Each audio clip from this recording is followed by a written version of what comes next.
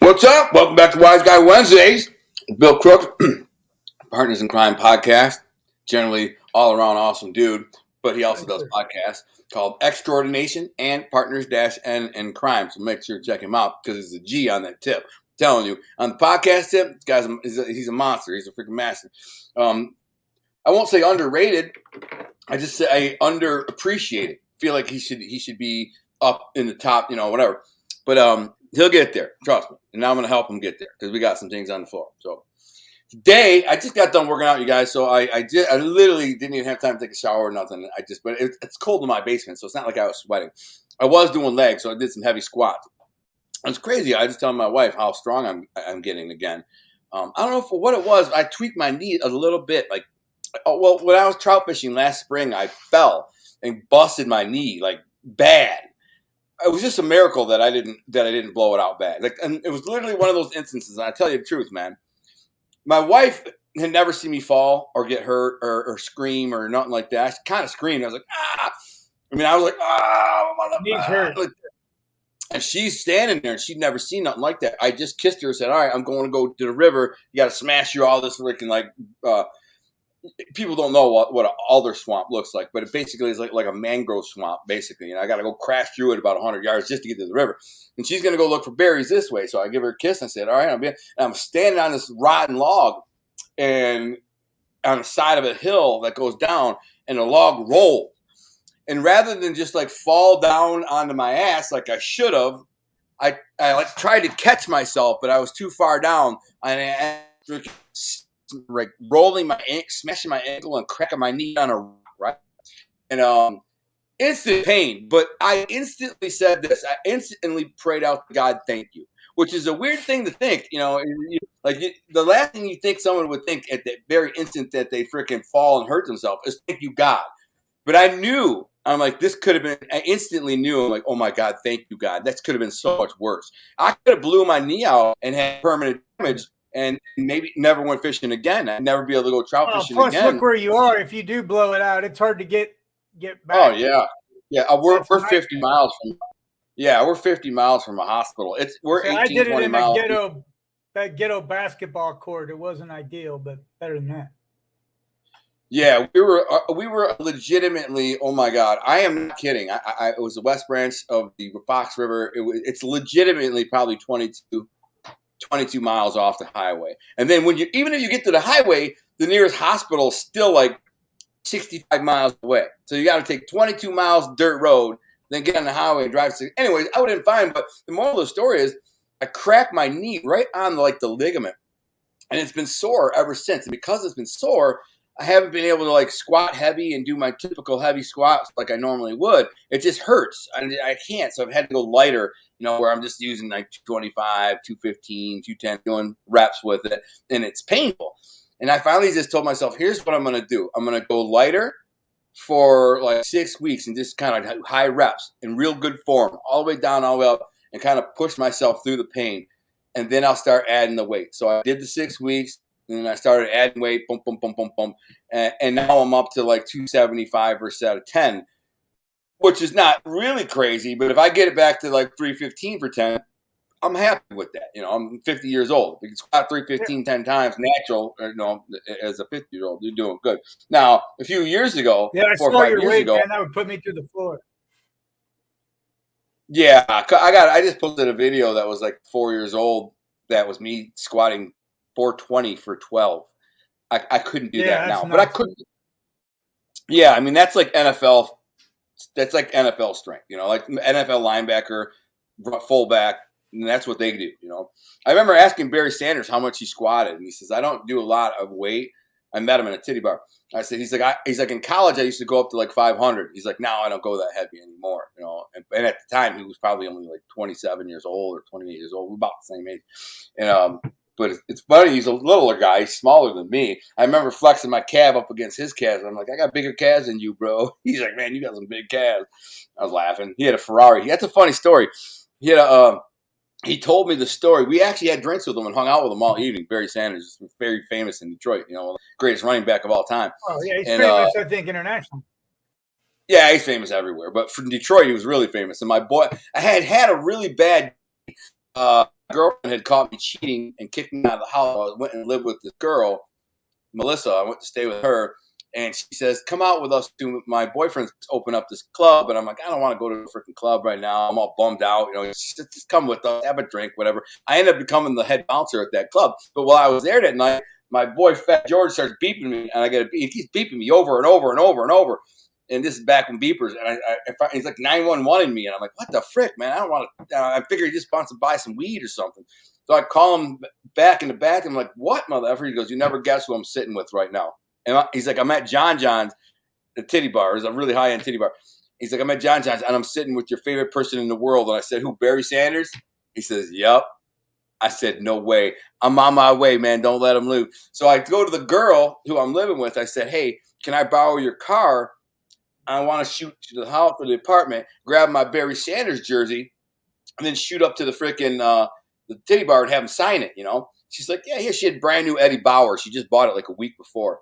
She gives me the keys to it, and I take it, and I shoot up, grab the jersey, and I go up walking in there. And I remember when I pulled up, there's a red Ferrari parked out front, and it was a really ugly Ferrari too, man. It was like, it had like yellow, like, what do they call those? The stripes that go over the hood and over the top and stuff. What do they call those? Rally stripes.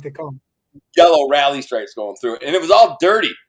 Thing was all dirty. So I go in there and I end up meeting them and talking to them and flexing my calves on them. We're laughing. We're talking about football. I tell them I was trying to play football, and he's like, "You look like you could do it. If you got any athleticism." And we're having drinks. And I said, "That your Ferrari outside?" He says, "Yeah." So he tells me the story. He's like, "Yeah, I failed my driver's license test like 5 or 6 times." And I'm like, what? He's like, yeah, I just kept failing it. They can make me take it over and over and over and over. And I finally get my license, right? So he's like, I buy this freaking Ferrari. And then I realized I live on a dirt road. Like I drive his freaking. That's why it was all dirty, because he lived on a muddy dirt road. He's driving his Ferrari. Yeah, he's taking it. Yeah, it was all freaking. It was probably all busted up, man. Like those Ferraris aren't meant to drive on a freaking dirt road, but it was funny though. Anyway, Nikki, what's up, girl? Pussy monster. Hey, Nikki got me this goblet. Can you see it? Yeah, it's awesome. I want one, Nikki. It's awesome. Yeah, I'm jealous. I want a goblet. Dan Moore, what's up, buddy? How you doing, buddy? We're going fishing soon, man. When it warms up, we'll drag you out there. Throw a line in the river, in the Thunder Bay River. We're going to see if we can get some walleye for dinner. That would be awesome. If you catch them, we'll cook them right there on the shore. That's my plan. Me and Dan Moore go fishing. I'd love that. Jay Mack, what's up? I think that's Johnny Mack. The Pussy Monsters here, and everybody else. Well, what are we going to talk about today? Let's Zoom, Gunner. All right. Well, that's what Pussy Monster said. Dude, I am so busy, but I'd be happy to Zoom with you. I just incredibly busy. And I just got off the phone with my producer for the scripted TV series, the Armando Stante project. And he put me on the phone with another guy who's going to be an executive producer of the project. And he told me, he's like, in the last X amount of years, he's like, I've read literally like 100 scripts. And he's directed some projects, films, things like that. And he says, your freaking script is, amazing. So don't change how you write. He's like, I feel like if you would have studied screenwriting for 5 years, it would have ruined how you write. It's better that it is good. Yeah, he said it's better that you just freaking took one look at a page and said, that's the format. I get it. And you started writing and started using your creative mind, and I did it. So it's cool. So I had that call, 3-way call. I have a Zoom call with him on Monday. And then I got this whole reality show project that we're working on. I got Bill involved. And the guy's super excited about it, bro. Like he's messaging me. And I've dealt with him before on another reality show he pitched for me, and he really wasn't that excited. I thought it was a really good idea, the off-the-cuffs thing, where it's just me chasing my bucket list. I guess there wasn't enough characters for that show, but they didn't realize that I surround myself with a bunch of funny characters or interesting people. Just put me with my wife basically anywhere, and you're going to get good TV because it's funny. Our dynamic is very, very funny. Me and my wife are basically constantly at odds with trying to outwit each other or out-humor each other. And it's just what we do. But then same with my friends, when I'm around Bill or whatever. Bill's one of those guys who's smarter than me, so I have to step up my game when he's around. When I'm around him, I have to be like better, which is good. That's what you want, everybody. You want to be around people who are better than you, smarter than you, wittier than you, more charming than you, because then you'll elevate your game to fit in. So you feel like I'm worthy of this circle of influence. I'm worthy of being around people like this. I found when I got out of prison. This is a funny story. Then we'll get into the mental illness thing that we're going to talk about today. But here's the funny thing: is when I got out of prison, everybody from my old neighborhood, especially the losers, wanted to be my friend. They're all like, "What's up, Al? Welcome home. Good to see you, Howard, man." Blah, blah, blah, blah, blah. Because I was the biggest loser ever. I just did 13 years in prison. Like, you can't get no rock bottom than that. I had never paid taxes. I don't owe nothing. I'm just a freaking loser who stepped out of prison. And now the people were like, "Hey, listen, here's one person, no matter how bad my life is, like, his life is way shittier than mine." So what happened to my boy? You cheering him up. But then I started making moves and launched my own apparel company and published my books and started getting interviews on Fox News and all that. And all those people went silent. Just poof, vanished, gone. Oh, and some of them I confronted about it. Like some of my friends, I'm like, "Yo, where you at, bro? How come you never freaking hit me up, call me up anymore, never text me, never message me, you don't share my posts, they just ignore me." Then I hear they're talking shit to other people because the other people would get back to me and be like, "Yo, they're talking." I'm like, "You freaking scumbag losers." And so I just deleted them all. I'm like, I don't give it. See, you know how it is where you're from. Typically, there's this nucleus of people, the cool crowd, the this crowd, the that crowd. And I don't give a shit about none of the people from where I grew up. None of them. Zero. Like, I like one or two of them maybe I'm friends with. None. Zero. I don't care about Lakeshore. I don't care about St. Clair Shores. I don't care about the neighborhood. I don't care about, none of them mean nothing to me. They're just nobodies. Most of them are nothing. So I just deleted them all. And people were like, "Why would you delete me?" I'm like, we were friends. I went to school. I'm like, "Did you ever text me, call me, share my things?" No, well, I got room on my Facebook for people who are just going to lurk, either like and share or get the fuck out. You know what I'm saying? That's kind of how I saw it. But what I realized is I came to realize that I began to attract loser types, people who are like real losers. They may make money, they may have a little success, but as long as they are with losers, it makes them feel like a bigger winner. You see what I'm saying? And some of them are like, halfway decent, guys. But then I started to realize, dude, this guy's a freaking loser and a scumbag and a liar and a dirtbag and a cheater and I'm like, why would I want to be? They just wanted to be friends with me because they could feel like, hey, here's a guy who will accept me. I'm a scumbag and a loser. So was he. He went to prison for 13 years because he was a scumbag. Naturally, he's going to accept me because I'm a scumbag. But no, so that's when I finally started cutting mother effers off. Like, get the frick on, man. And now I only surround myself with good people and winners. That's kind of how it goes. Yeah, and that's a tried and true psychological tactic if you want to get ahead. It's just a sad fact. It's hard to lift people up, but it's so easy to bring them down, Mm-hmm. And people do that. I don't know why. I don't know why so many people. The internet's at least half the people just want to tear you down, right? Yeah, I don't get it. I don't understand that. Like, I don't have that gene. I don't have that hater gene. I don't have them. Nothing about me will ever be like, "Yo, I want to see that guy do bad. I want to see that guy lose. I want to see that." Dude, your guy Steele, what's his name? He messaged me, right? And I love this guy, by the way. What happened with him, man? Dude, he's a great guy. Such a weirdo, though, dude. He messaged me. No, he's not. He's cool. Dude, he's very mentally. You guys got off on a bad foot, man. I don't listen. He's a good guy. He simply said, "I got millions of followers and I got all this and I've done all that." And he sends me a link to his YouTube. I'm like, "Bro, you only have 1.6 thousand followers." I mean, I don't. Yeah, but that's on YouTube. He got really big on a reality show called Inmates to Roommates. Yeah, but he's broke. He got nothing going on. He got nothing. Not like that, but I mean, he's got lots of connections and lots going on. All I said to him was I was very frank. I was like, "Listen, bro, I said no offense, but dude, you only got 1.6 thousand followers. I don't know. Yeah, he's got a whole other thing that's intangible, though. He's a good guy. Plus, he's busting out.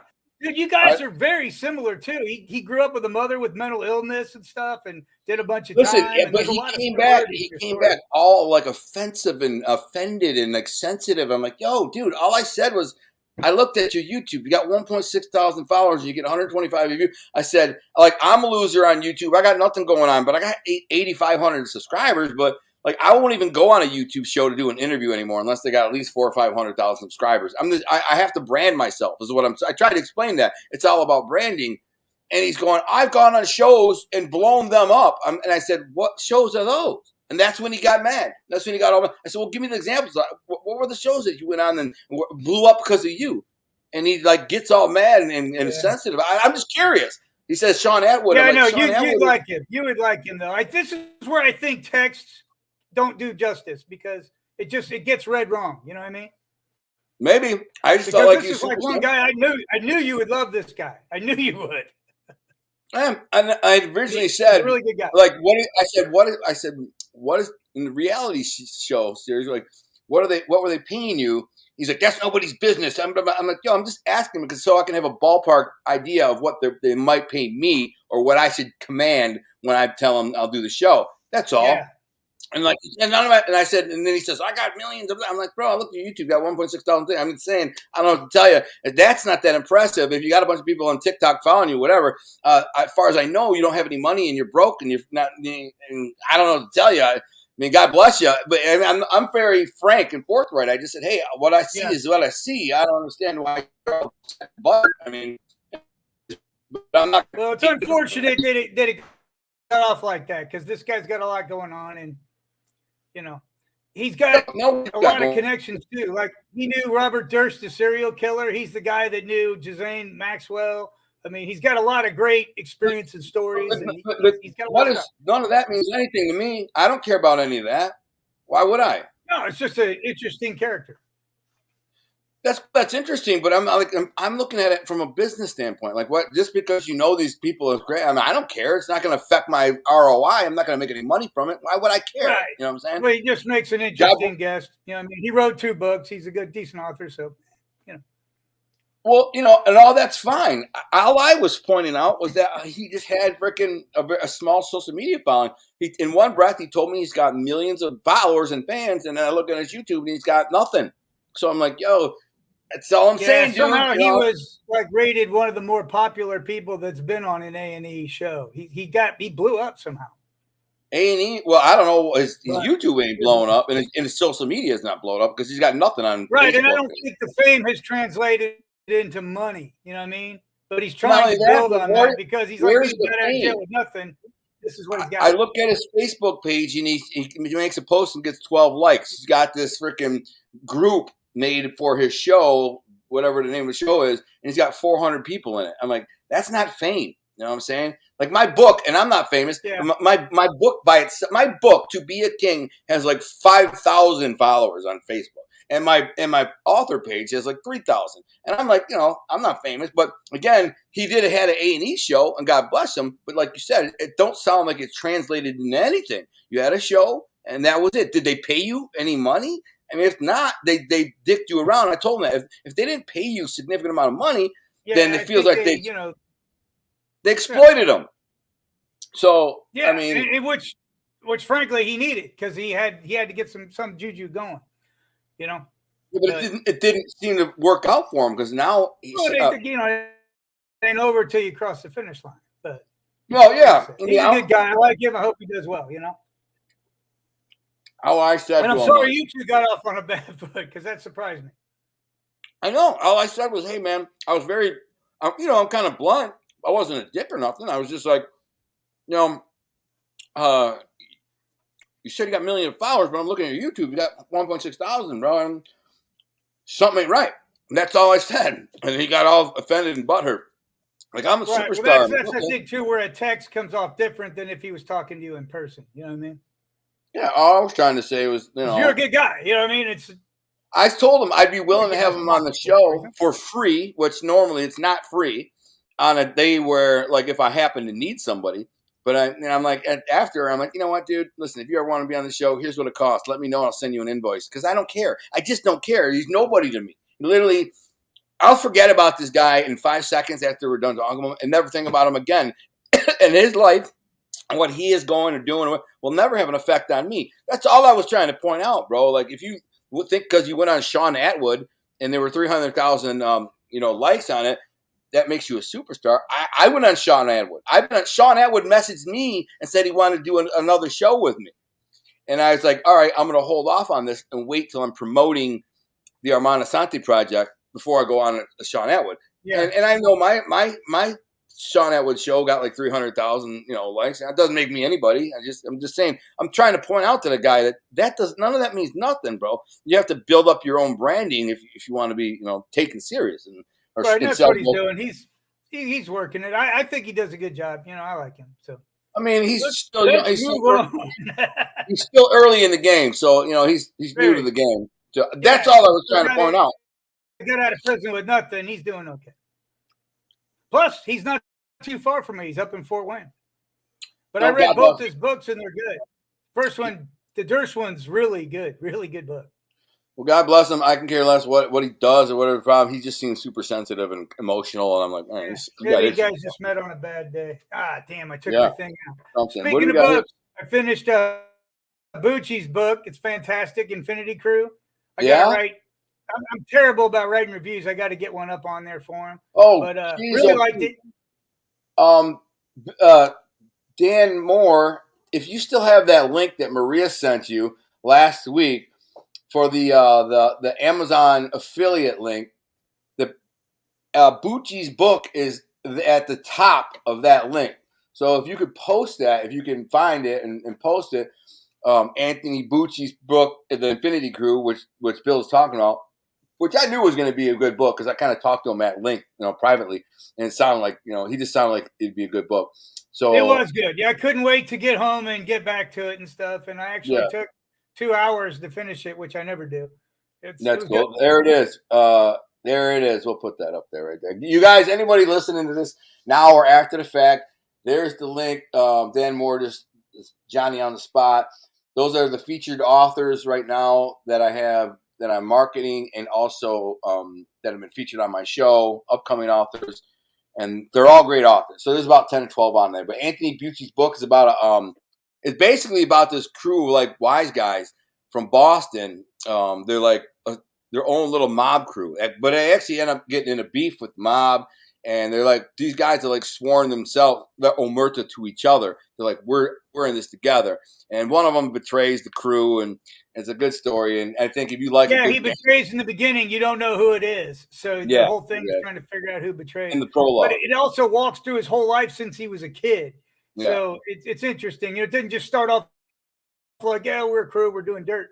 He shows how this kid became this guy. Yeah, and, it's cool. It's a likable characters. There's a lot of characters. Not all of them are as developed as most, but like Whispers and Vinny, very well developed. A lot of emotional stuff in it. It's great. It's really great book. Yeah, check it out if you like a good like wise guy gangster type of story, East Coast Boston stuff. Yeah, you'll like it.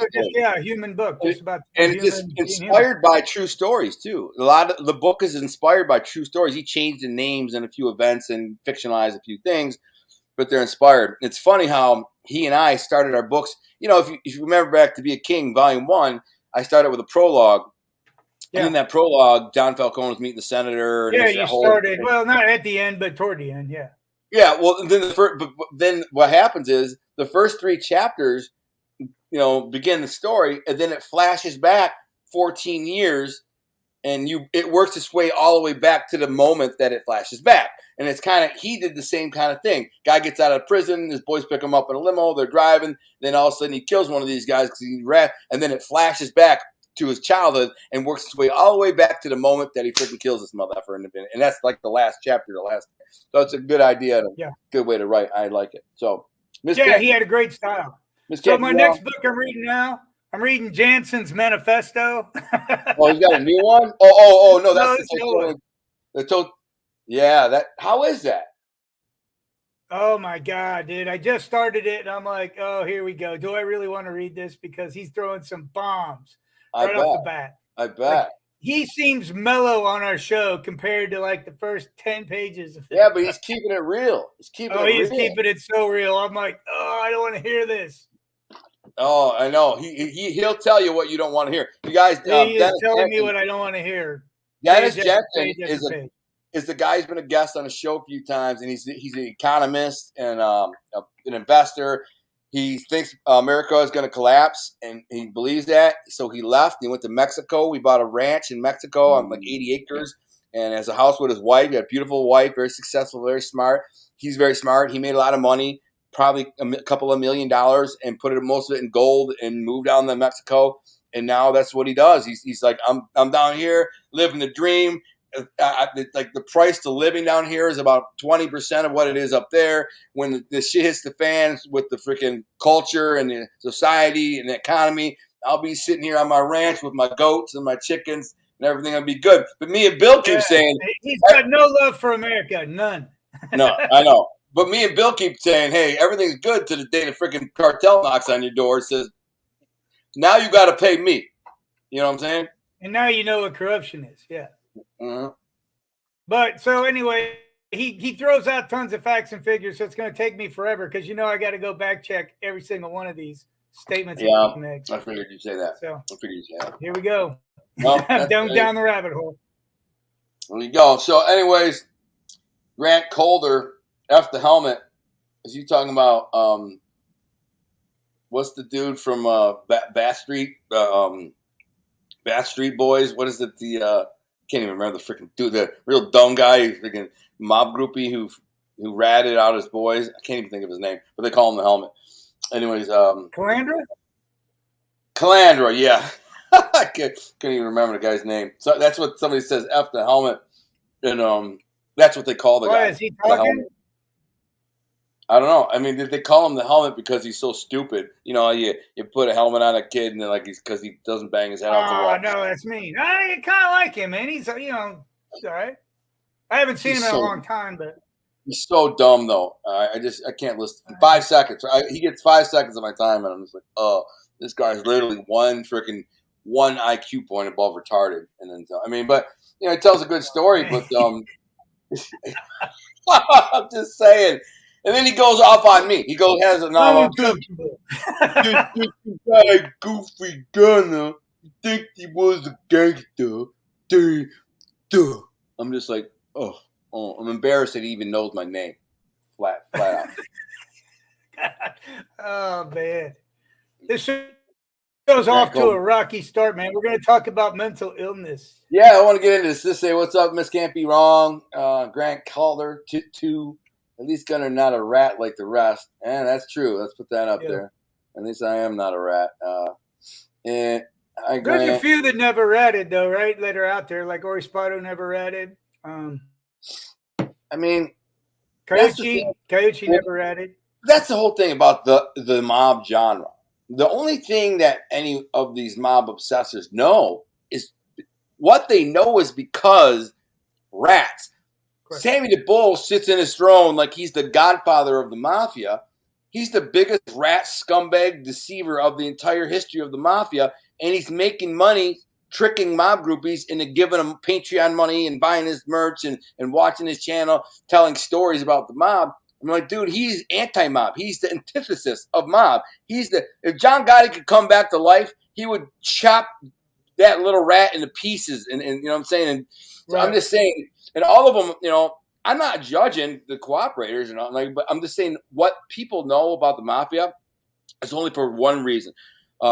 Because all these rats have files, 302s and Fed files, whatever. And then there's like journalists and experts, which are a joke, really, in my opinion, who read all these files and they study the files in the court cases and they publish them for these obsessed people. And so they know what's happened in the history of it. What they don't know is there's like 95% of what ever happened in the mafia is not public. You don't know about it. There are lists of guys in New York, probably hundreds of made guys you've never heard of.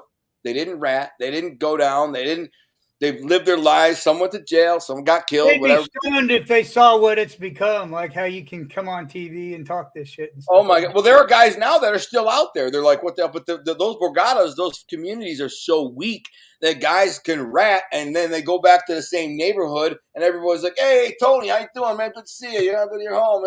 Sorry about freaking Timmy and Tommy and Mike you sent to prison for 20 years, but hey, you need a sandwich. I mean, people, they ain't like that in Detroit. I will tell you that. There's only been one rat, and that guy is not welcome in Detroit. But they know where he is. They did find him in the Wistec, and they knew him. They even knew his name. I know his name in witness protection. And basically, the boss had said, this is what I was told. Leave him alone. He's not worth killing. You know, he ended up getting like 4 or 5 guys sent away to prison for a few years, but not that long. The boss too for 1.5 years. But in the end, if you kill a guy in witness protection, you're going to have a very, very big problem. There's going to be. That's the thing. He's already done his damage. It's not like he's going to do more damage. Right. Exactly. So basically, what I was told before they rat, not after. What I was told is he can't come around. He can't come in certain areas of the city. He can come see his family because he's out. When they put him in witness protection in Arizona. When he comes to town, he's not to be seen. He can see his kids and his family and whatever, and then get the F out of there. The boss does not want to see him. If he sees him, he's going to have a problem. And that was the last boss and the new boss, according to sources. So, anyways, they kind of let him live. I would never go back to Detroit. My wife could come see me. Right. Well, they know. But those stipulations, I'm not going back to Detroit. Well, here's the thing. I think Nove Toko is smart enough to know that if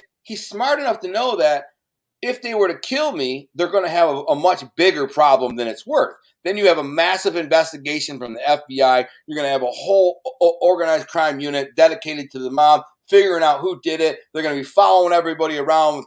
It's going to go back to like 1980 where everybody's got a camera and a parabolic mic on them. And they're like, it ain't worth it. If you kill this guy in witness protection, you know. But there is a story about a guy who did rat on a Detroit mob guy that ran off to Europe in witness protection. They put him in the UK, and they ended up killing him. They killed the guy in the UK. I was going to say, man, back in the days at Galani, those zips would have just gone ahead and killed his wife and kids. They wouldn't care. Yeah. Oh, hell yeah, dude. Hell yeah. If it would have been back in the 40s or 50s in Detroit, they would have killed his whole family, everybody. But by this time, the boss was an old man. He was like 80 years old, you know. And Tony Jack was an old man. He was like 78 years old. Billy Jack, all the people who got indicted in that indictment, they were old. And they're like, I don't need no shit. I don't need no problems with the feds. I don't even care about this rat mother effer. But then his boy was at home and not in prison. It is what it is. Exactly. And they did. They all died at home. So anyways, it's funny that people don't know what they don't know. There's things that happen in Detroit. Like I could tell you like literally right now 100 stories about, and I wasn't like a major mafia player at all. I was a minor associate. I was connected to a few guys, a couple of like old time bosses who were gumbadis with my grandpa, my uncle's gumbadis, and I had several cousins that were my age that were like more like wannabes. I mean, they would ultimately end up in the mob, but they at the time when they were my age, 20, 25 years old, they were more like mob wannabes than anything, you know, like kids are. I was just a thug and a hustler. But I could tell you 100 stories about shit that was done or that I did or people I was with and stuff that we did or around scene. And none of it's ever going to be in a mic. I mean, it's never going to be in a file. It's never going to be in a court case. Sure. I mean, you're never going to know it. You know how much when I went to prison for 17 capital crimes, I was arrested. I was convicted of 5 or 6, bank robbery, extortion, armed robbery, blah, blah, blah, blah. That was, if I was to say the percentage of crimes that I was arrested and convicted and charged with, I would say it was probably 0.0001%. So 0.0001% of the crimes I committed in my criminal career are what I went to prison for. The other 99.999%, nobody knows. There's no file. There's no court cases. Nothing. It's just shit that I did with people that they're not in the file. Sometimes they weren't mob connected. They're just thugs, you know, or guys like me who are just hustlers in the street. We never cared about the mob. We didn't look up to them or revere old mob bosses. We were just like, okay, I grew up with the mob all around me. I mean, every day, Italians coming and going, Sicilian talking. That was just a normal thing. So I wasn't impressed by them at all. Like they were just freaking old men. I'm not impressed by old men. You know, I could whoop their ass. I was in the who were the young tough guys in the neighborhood? Those were the guys who I like wanted to hang around. I was impressed with. Who were the guys getting money, hustling in the street, getting the money, pulling out a gun and robbing mother effers? Those were the gangsters that I wanted to be around. Not some fat old man who's in the mafia. I didn't care. Anyways, to talk about mental illness, I want to get into that now. sexual harassment. Basically, yeah, you got to kind of address what happened recently with Nashville, right? Yeah, if you want to address it, let me just say a couple of things. So you don't want to start there? What do you want to start with? Yeah, no, I think that's a great place to start. I just want to address some of these comments. I got a million of them. Anyway, Sandra Reese said, loves Mexico. You want to hear something funny?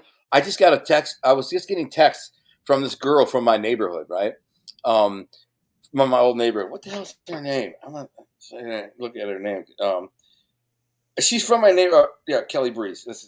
I remember her. She's a couple years younger than me, and she's like, I've been binge watching your YouTube, and like all these stories that you're telling me, that you're saying, I remember all these things, and I remember hearing about them. I remember hearing about you. I remember hearing. It's like I remember that fight where you beat that guy up really bad, the one that I broke my knuckle on, and I just shared a story on my YouTube a week or two ago, and she's like, you remember that? She's like, all the guys that I hung around with, they like sitting around drinking and playing poker and stuff. They like talked about it for like a month, like how I beat.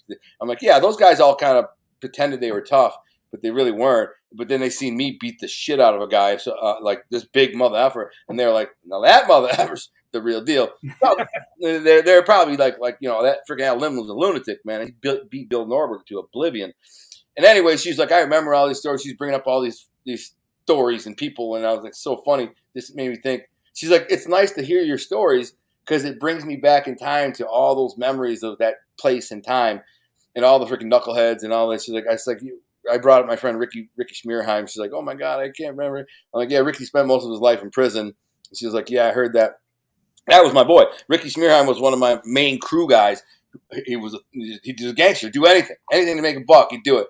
He had a drug problem though. He struggled with drugs on and off. So he's one of those guys. When he was off drugs, he was great, bro. He's a hustler and but then he'd start getting high, and I'd be like, frick away from me, bro. And then he'd have been in prison for a couple of years. And he'd get out and get on his feet, be buff as hell, and we'd hit the club. But anyways, that's a good segue to mental health. Let's talk about this freaking shooting, man. We don't know much, but you got this girl, Hallie Scruggs, right? It's a girl? I don't think she even knew anybody. This is a female shooter, which is the only interesting thing about her, really. She's 28. I thought it was a tranny. Yeah, she's a tranny. I'm not even sure. So is it a boy or a girl? I mean, you don't know. There you go with your labels, Gunner. You don't get it. I mean, I want to know what. That's my way of saying I have no idea. It looks like a girl to me. Then it's probably a boy. So it's probably him. Maybe she's not good at it. I don't know. Maybe she's not good at it. She's got religious parents and stuff, right? And they won't accept her for who he is. And he goes and plans this out. Like, I don't know if you know the details. Went to an elementary school, plans it out, had floor plans, all that stuff, and had an agenda way beyond this school. Have you seen the police footage of this? No. Yeah, they got body cam footage. And if you think defund the police is a good idea, watch this thing and see what these guys do for you and to save your kids and protect your people, man. Right. It's crazy. Right. Body cam with these 5 guys going in, absolutely trained to take this person down. There are gunshots going. They're like, come on, left, you go there, upstairs, clear, closet. Doors are locked. They're kicking doors in. It's crazy, man. And they are nothing but focused like a laser beam on taking out this shooter. And it's intense. Well, she killed 3 adults and 3 kids. Here's a perfect example. No evidence that you know him. Well, okay, I'm going to go on a limb and guess that this is a dude who wants to be a girl, all right? Because it's very unlikely a chick would pick up a gun and start shooting. It's just not in them to do that, right? It happens, though. Where? When? Well, funny you should ask. The very first mass shooting that America knows of, right, was Brenda Spencer. How many people? She was a teenage girl, 1979. I think it was January 29th, but don't hold me to that. She called in sick for school at 7:30, told her dad she was sick. She lived right across from the school, right? Takes out a .22 rifle and just starts gunning down these kids. Mm. And she killed the principal. She shot a cop in the neck, I think. And it's going on. And if it wasn't for a cop and a security guard that took a trash truck, right? And they finally got in it and said, hell with it. And they blocked it, the path between her and the kids. But she said that the kids had red and blue vests on, like winter ski jackets, and they made great targets. And she was just picking them off one by one. And the kids were paralyzed with fear. They weren't even moving. So she was just shooting, moving targets. And this is her, man. This is what she looked like. And the principal went out to try to herd these kids, like, come on, you got to move. And she killed him and shot him right in the chest. And so it goes on so long that the newspaper tracks down the house and calls her on the phone. And she answers like, hello. And they're like, hey, are you the one shooting? She goes, yeah, who do you think it is? And they're like, why are you doing this? She goes, I don't like Mondays. This livens it up. I got to go. Hangs up the phone. And eventually, once she blocked their path and stuff, she cops around her house. She came out peacefully. She's 60 years old now, but she started this. And of course, like, she's been rehabilitated. I mean, she's 60 now, right? She feels horrible about it. She was troubled and she doesn't know why she did it. But the worst thing wasn't even the people she killed. She knows that she started something in America that probably would have at least been delayed had she not given a roadmap on how it's done. Well, but it started with a girl. I got a lot to say about this. So first of all, a 22 rifle, but people who think a 22 was a toy, and I've had arguments with idiots. Yeah, they think it's a squirrel shooter, right? Oh, they think it's nothing. It's a BB gun. I had guys literally say, "I've shot. I'll let you shoot me with a 22. I'll just put my jacket on. It won't even go through it." I'm like, do you realize how dumb you are? I could blow a cinder block in half with a 22. You know, my dad was a gun dealer, and I grew up shooting guns. And one of the things I used to love to do is I had these semi-automatic Marlin 22s that are, and sometimes other ones that have magazine fed. I just love blasting a 22, man. I had a Ruger 10-22, and they're so fun to shoot. And yeah, I got a Ruger 22 now with a long barrel. A Ruger 10-22? Oh yeah, no, yeah, no, never mind. It's easy to hit your target. Yeah. A 10-22 is a rifle. It's very common. It's a very well-made, freaking reliable 22 rifle. Very good rifle. Anyways, you know, I shot 1 million rounds through them and shot. People don't realize the 22. You could put high velocity rounds in a 22. Like right now, they have high velocity rounds. Back in the day, they didn't. But even if you did, even back in 1979, this chick just had traditional 22 long rifle rounds. If you shoot somebody in the head or the chest, even at 100 yards, they're probably going to die. If you hit them dead in the chest or the head, they're going to die. I mean, some people might not, but it's not going to be like getting hit with an AR-15. But a 22 hits you dead in the chest, it's going to go almost through you. It's going to damage your heart and your lungs and kill you. If it hits you in the head, it'll go halfway through your brain, and you're dead, instantly dead. Scramble you, yeah. If it goes in your eye, it's not going to end well. No, it hits you. Yeah, exactly. It hits you in the face and forehead, or the side of the head. You're dead. That's it. And a lot more people die from 22 than any other guns because if you put a 22 up the side of somebody's head and pull the trigger, it doesn't even make a noise. It don't even make a noise. It just goes. That's not even that loud. Just and you think somebody's dead instantly. Anyways, because I put freaking 22 up against a melon and cans of soup and just to see how loud it was. And it's really, you put it right up against it. Man, I shot a freaking bridge in half with a 22 one day. I sat there and fired like 500 rounds into this wood bridge until I chopped it in half. It was a totally stupid thing to do. It was a nice new bridge.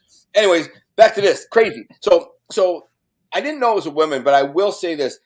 Even though this was a woman who started this and was a mass shooter, mentally ill, you said it happens, and it does, I guess, once, but it doesn't happen very often. So all the other shooters, the mass shooters, let's say 25 that's happened over the next 30, 40 years, they're all boys, they're all men. Typically, it's going to be a man who has his inclination to do this, and this is what happens. And with the other dude, if you want to go back to that dude, he sounded like he was very confused, didn't know who he was. He was mad at the world because, he follows TikTok and social media and everything. And listen, it's okay to think you're another thing and want to be another thing. We even encourage you to be something that you're really not. For the record, I know this is going to be controversial, but for the record, it is impossible to turn a man into a woman or a woman into a man. You can pretend by the way, you're biological female. We're getting it from the chats. We are the biological female. The girl. Well, I'm. Well, what do I know? But whatever, the moral of the story is, and I just had, she took testosterone. Oh, my wife said she took testosterone to become a man. So here we have a girl who has become a man through testosterone. She really was, acting a man because females. Does testosterone make you aggressive? Yes, exactly. But that's not the story. And it can make you act very, very crazy. But here's the thing. I'll get this out, and I'm going to let you kind of finish that. I just had a conversation with a guy about gun control on Facebook. Like, he made this post, like, see, this happens. He's like, we got to get the guns and the guns. I said, oh, how come you don't say that? There's 80,000 shootings in black ghettos every year that factor in the amount of armed robberies with guns in the ghettos and around the ghettos every year. Now we're into hundreds of thousands. You don't care about gun control when it's the black ghetto. You don't care about gun control when it's some white lunatic shoots up a school or something, right? Why aren't you saying, talking about these poor black kids who's shooting each other left and right? Sounds kind of racist to me. You're only concerned about that, but you're not concerned. Why wouldn't you be concerned about the poor black kids who are wiping each other out by the thousands? 28,000 murders in the black ghetto last year. Then he said, well, you must be a Republican. Yes, I am. I said, you would have to agree that people don't need an AR-15. I said, stop right there. What you don't realize, sir, is that if I load up a 12-gauge shotgun, riot pump shotgun, or a semi-automatic shotgun, rack 8 rounds in there, I can walk into a room of 30 people and kill 20 of them with a shotgun. I don't need an AR-15. And then if I have a few shells in my pocket, I could pop a few more shells in and kill everybody in the room. You don't need an AR-15. I could take a 22 rifle, a semi-automatic 22 rifle with a 50-round magazine and walk into a church and kill 75 people. You know what I'm saying? With a 22. It doesn't matter the gun. It's not the gun. I said, here's the problem. Guns don't kill people. Mentally ill people kill people. People who have sick, broken minds kill people. Guns have nothing to do with it. How come in the 1950s and 60s and stuff, like, they had actually more people had guns per capita? Kids used to drive to school with a shotgun in the back of the truck, in the back window. They'd park their car, wouldn't even lock it. When they got off of school, they'd jump in their truck, shotgun's still there, and they'd head off to the range and go shooting or hunting or whatever. Everybody had a gun. There was no mass murders, right? You know why? Because you had 2-parent homes, typical Christian values, 2-parent homes, parents raising their kids to be normal. These days, we don't have parents raising their kids to be normal. You have 21, 22-year-old teachers fresh out of liberal colleges with purple hair telling young kids, hey, listen, if you feel like you don't fit in as a boy, you can just be a girl.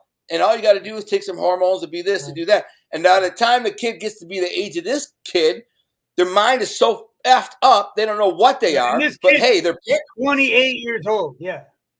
And their parents are saying, hey, listen, son or daughter, you're not a boy. And she's going, yes, I am. I'm taking hormones. And they're like, you got a penis?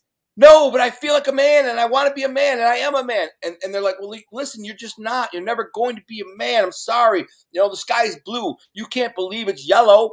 The sky's not yellow. It's blue. It's always going to be blue. So if you feel like you want to be called a male, that's fine. If you feel like, listen, I feel like I'm a man inside and I want people to see me as a man and address me as a him, that's fine. That's your prerogative. But here's the issue that breaks their mind. This is the part where the mind breaks and they go start shooting motherfuckers. They don't, even though people like us are like, fine, it's fine. If you want to be a dude and we call the dude and address as the dude, it's all good, bro. Whatever.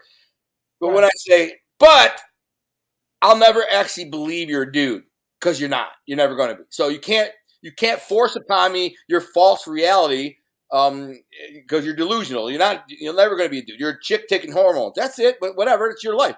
Live like you want. Yeah.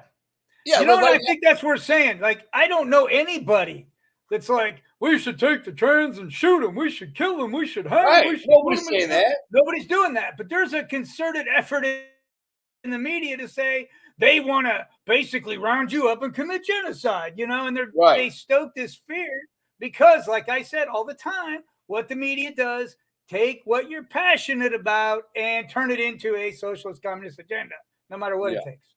Yeah, exactly. And so you get mentally ill people that take it the wrong way, right? And it's not their fault either. They didn't kill him any more than I did. It's people are mentally ill, and we got to learn how to focus and figure out there are red flags, and we got to figure out how to get around it. You know what I mean? This chick bought like 7 guns legally. I think more importantly, Bill, we need to stop creating the mentally ill. Not say, how do we deal with the mentally ill? How do we flag them and find them? Stop creating them. Well, how do you do that? Well, mom, dad, you raise your child the right way with morals. They tried. But they're not trying hard enough. Parents don't now. They hand somebody an iPad and an iPhone and a credit card and say, listen, do what you want to do. If the teacher said if you want to be a girl, you can be a girl. Okay, be a girl, be whatever. I'm busy on TikTok. I'm on Tinder trying to get a date. The parents just don't give a shit no more. They're not raising their children right. So they're allowing the kids. In this case, early reports indicate that the parents are hyper religious and tried to correct her and say, look, we're not accepting this, And so that's why she did it. Okay. I bet you they're not hyper religious. I bet you they're just like, hey, we don't accept this. They believe in God, so they're zealots, yeah. But on the flip side, she's like, yeah, my family would never accept me and made me crazy, blah, blah, blah. She's 28 and she lives at home. Your family won't accept you. They're to blame. You're 28 and you live at home. Yeah. What are you doing with them? Jive there. You know what I mean? Yeah. If your family and you don't get along, get the F out. But here's the problem. But here's the problem with kids that age. They don't have the skill set, the social skill set to get out and live on their own because mommy and daddy has been taking care of them all their life. They're spoiled. Here's an Uber Eats card. Here's a freaking credit card. Here's a car. I'm not getting, but the parents are like, listen, you're acting like a freak. You're not a boy. You know what I'm saying? You're not a boy. You're a girl. We raised a girl. And of course, that now the media, the mainstream media will call them religious zealots, hyper religious. No, they're probably just regular Christians who were like, hey, I'm sorry, but you're not a boy. You're not going to ever be a boy. I mean, we don't accept this because it's our right. It's our right to believe what we want. If you can't change our beliefs because of your delusional reality, if you want to believe the sky's yellow, fine. But you can't come to us and say, hey, listen, mom, dad, the sky's yellow. You must believe that. Otherwise, F you and we won't get along. The parents are like, sorry, the sky's blue. Reality is reality. And that's all the parents probably did. When this little lunatic broke. Oh, mama, I'll show my parents. I'm going to go kill a bunch of freaking people. So broke in such a bad way, it's hard to understand. You know what I mean? How do you get to a place where I'm going to map out a school and I'm going to go kill a bunch of kids that I don't even know? How do you get so broke? So, you're a lunatic. It's happening more and more. You're a lunatic, but parents are raising these lunatics because they're not raising their kids right. Dude, I know you're like, it's hard, whatever. Look at your kids, bro. Your kids are good kids. They're freaking normal. Could you imagine Josh or Regina shooting up a school or doing something crazy like that? Of course not. They never will. Yeah. Well, they never would because you're raising them right. Yeah, you're instilling morals and values and ethics and the value of life and all that. And they're like, a lot of these parents. And I tossed their room once a week, so I'd find the guns. Right. Like in the script. And so I'm saying with these parents today, these TikTok parents, these young parents who hand their child an iPad when they're 4 years old and say, watch whatever you want. The average 6-year-old kid is watching porn these days. It's crazy. They're watching porn. And the teachers are going, here's how to give oral fellatio to another boy if you feel like you like the boy. Book tells you to do it. And here's how to somebody. Here's how you fist somebody. These books are in the freaking children's libraries in these elementary schools for fifth graders. And so what you're creating are these weird sexual deviants. They have no social skills because here's the thing. They go to school, but even most of the school, a computer or they're on a phone or on their iPad, have very little social interaction with the people around them. And then after school, it's just digital. It's virtual. So, they get so entrenched in this virtual world. And with the left and the mainstream media, they program them what is available, what is right, what is wrong. You're creating a bunch of mentally ill kids. Again, it all comes down to mental illness. It has nothing to do with guns. Guns don't kill people. Mentally ill, crazy people kill people. And it's the same thing in the hood, in the ghetto. When you have kids that aren't raised properly with a father in the house who's instilling in them values and the values of life, ethics, morals, whatever, and that kid at 14, 15 years old gets his hand on a gun and he's going to try to toss a sack, or maybe he don't like this guy over here. And rather than fight him, all he ever seen is in his gangster rap videos, he's heard kill a mother effer, kill, I'll kill. He's got this little gun he bought, and he walks up on a dude and says, what? Say what you said earlier. Right? Pop, pop, pop, pop, pop. Right? And his life is over. He's going to prison because he get caught. He's going to prison and the game's over. So he kills somebody and he's off to prison. This happens every day in the hood, right? He's not all there mentally. This has nothing to do with systemic racism or nothing like that. Had this dude had a father who taught him the value of life and taught him you don't do things like this. You act like a man. You got beef with a guy. You whoop his ass. You fight him. Maybe you win. Maybe you lose. Whatever. You walk away. But anyways, teaches him how to deal with conflict and deal with authority and deal with whatever. If the father was there and the mother were there teaching him properly, he wouldn't have the lunatic mindset to where at 14, 15, 16 years old, he thinks it's okay to grab a gun and go shoot up a room full of mother effers or do a drive-by shooting at somebody you don't like. Or right. Whatever. Minimally, it wouldn't happen at the high statistical rate it's happening now. Yeah, exactly. If you just but a lot of people say that it's a uniquely American problem. Why do you think that is? I think because in America, there's a couple of major factors. The media has created mass dissension between genders, races, and things like that. They need a demon. Yeah, they need a bad guy for sure. Right. So they pitch, whites against blacks, straights against gays, transgenders against everybody. Everybody's there, and this is how you keep right. Men against women, the misogynists against the feminists. Everybody's at each other. Everybody hates each other.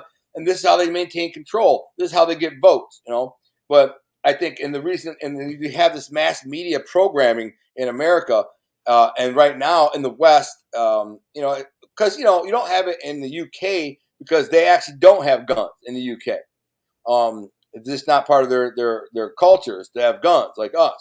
But you have a lot of stabbings. You have thousands and thousands of stabbings, which really doesn't make anything any better. I mean, a guy can walk in a room and stab the shit out of freaking 12 people, you know what I'm saying, before they get him. He could pour gas in and set it on fire. He could do Molotov. Yeah, it's lots of listen. You could drive a bus into a parade. It's right. Like, you don't need the gun. I hate to sound like a sociopath, but if you give me an aluminum baseball bat, I could walk into a room and kill freaking everybody in there, man. Everyone with a baseball bat. I mean, unless they all have a pistol tucked in the back of their pants, then you won't get right. Your own. I walk room full of efforts and I had a freaking baseball bat, and nobody's got a gun to stop me. I kill everybody in that room within 3 minutes. Everybody's dead. Bash their heads in. So what are you gonna do? Stop! I'll fight you. Shut up, and start smashing. So, and anyone can, if you're a lunatic. Yeah, the shock and horror would be too soon for them to get organized. Yeah, exactly. But by the time they even try to organize, I've already freaking killed 5 motherfuckers. And even then, you'd have to organize. You all got to come at once trying to get me, and I'm going to break about 4. I mean, anyways, that's sociopath stuff, and it can be done. It has nothing to do with guns or baseball bats. It has to do with a lunatic on the loose. If a lunatic walks in with a baseball bat, starts bashing heads in, all right, that's a lunatic. It ain't the bat. You don't take away all the bats. It has nothing to do with that. Now, if these people wanted to get to the bottom and stop this, they would get psychologists to study these lunatics, these maniacs like this one, and say, where did the programming go wrong? As a parent, where'd you fail? You clearly failed as a parent. As an educator, teachers, where'd you go wrong? And I guarantee it'll all be funneled right down to this sectional confusion, the confusion of their own identity, their confusion. Obviously, if a kid doesn't know who he is, and if he believes in a false reality, and he's convinced he lives in a false delusional reality, but everybody else around him in the world is saying, hey, you live in a false delusional reality, it's not real, then of course their mind's going to snap and go crazy. Like, no, I am what I am. You can't say I am. and they go nuts and they start shooting. That's what happened with this kid. But with these other kids who shot up these schools and stuff, it's just kids that are bullied. They aren't taught to stand up for themselves. They aren't taught to fight. Their father just raised. Here's what happens with a lot of them: single mothers. There's no man in the kid's life, and the mother raises a beta male. So he's very soft and effeminate, and he gets around alpha males who are kind of like tough guys, and they treat him like a bitch because he acts like one. So when they get to be high school or they get to be 15, 20, whatever, and they get to school, and all the guys, like these alpha males are like, man, get the fuck out of here, you crackhead bitch. I'll slap the shit out of you because he's a feminine weakling. And that's what happens. I'm not saying it's right. I'm not saying it's right to treat somebody like that. That's just the normal act of human society. Alpha males are going to beast on beta male because they're weak. And that's how it goes. So what happens when one of these beta males get beasted one too many times? He freaking grabs an AR-15 and walks into a school and lights everybody up. Bunch of little kids. And then they blame it on the guns. And then they never say anything about the guns in the ghetto. They're going to blame it on this kid. Oh my God, this white kid walked in there and shot up all the school kids. And like, whoa. There was 28,000 shootings in the ghettos last year. And nobody says a word about that. Why aren't the lives of the black kids killing each other as valuable as the kids that died from these mass shooters? Why aren't they addressed? Why don't they have the value of the lives of the kids that this mass shooter just shot? I don't get it. It's okay to let them just blast each other. Right? They start Black Lives Matter, and it gets hijacked by a socialist communist movement because people were like, "Yeah, Black Lives Matter." They're like, "Oh, they're passionate. Let's turn it into a scam. Let's turn it into a communist. Yeah, let's get this money." Exactly. Agenda. Yeah. They didn't do a single thing for the black community. Neither did Obama. Nothing. Did nothing for him. But I think people want to. I think this country wants to help the black situation. Yeah, I think so too. I want to. Now we're like, oh, do you care about that? Cool. Let me twist this into a scam. And that's what always happens. Dude, true story, man. Like dancing. I want to go into the black ghetto schools and talk to the kids. I want to do speaking with them. I'm going to do it. I'm going to actually do it. I'm going to reach out to some schools in the hood, in Detroit, like Denby and Finney, and just go in there to talk to the schools. They come out. They all come into the auditorium, and I'm going to get on the mic and be like, listen, you guys, I'm happy you're all here. It means you're freaking halfway there. You're actually in school. You didn't drop out. You're trying to get educated, so God bless you. The ones who are on the fence, let me tell you a story about me. This is what happened with me. My parents were divorced when I was very young. So I ended up in a single mother home, no parent, no father. Ended up living with my grandparents, total bad kid, lunatic, get kicked out, expelled from school, age 14, straight to the streets, become a drug dealer, on and on and on and on. I've been shot. I've been in 7 gunfights. I've had bats broken over my head. I've been to jail a bunch of times, 38 felonies. I spent 13 years in prison.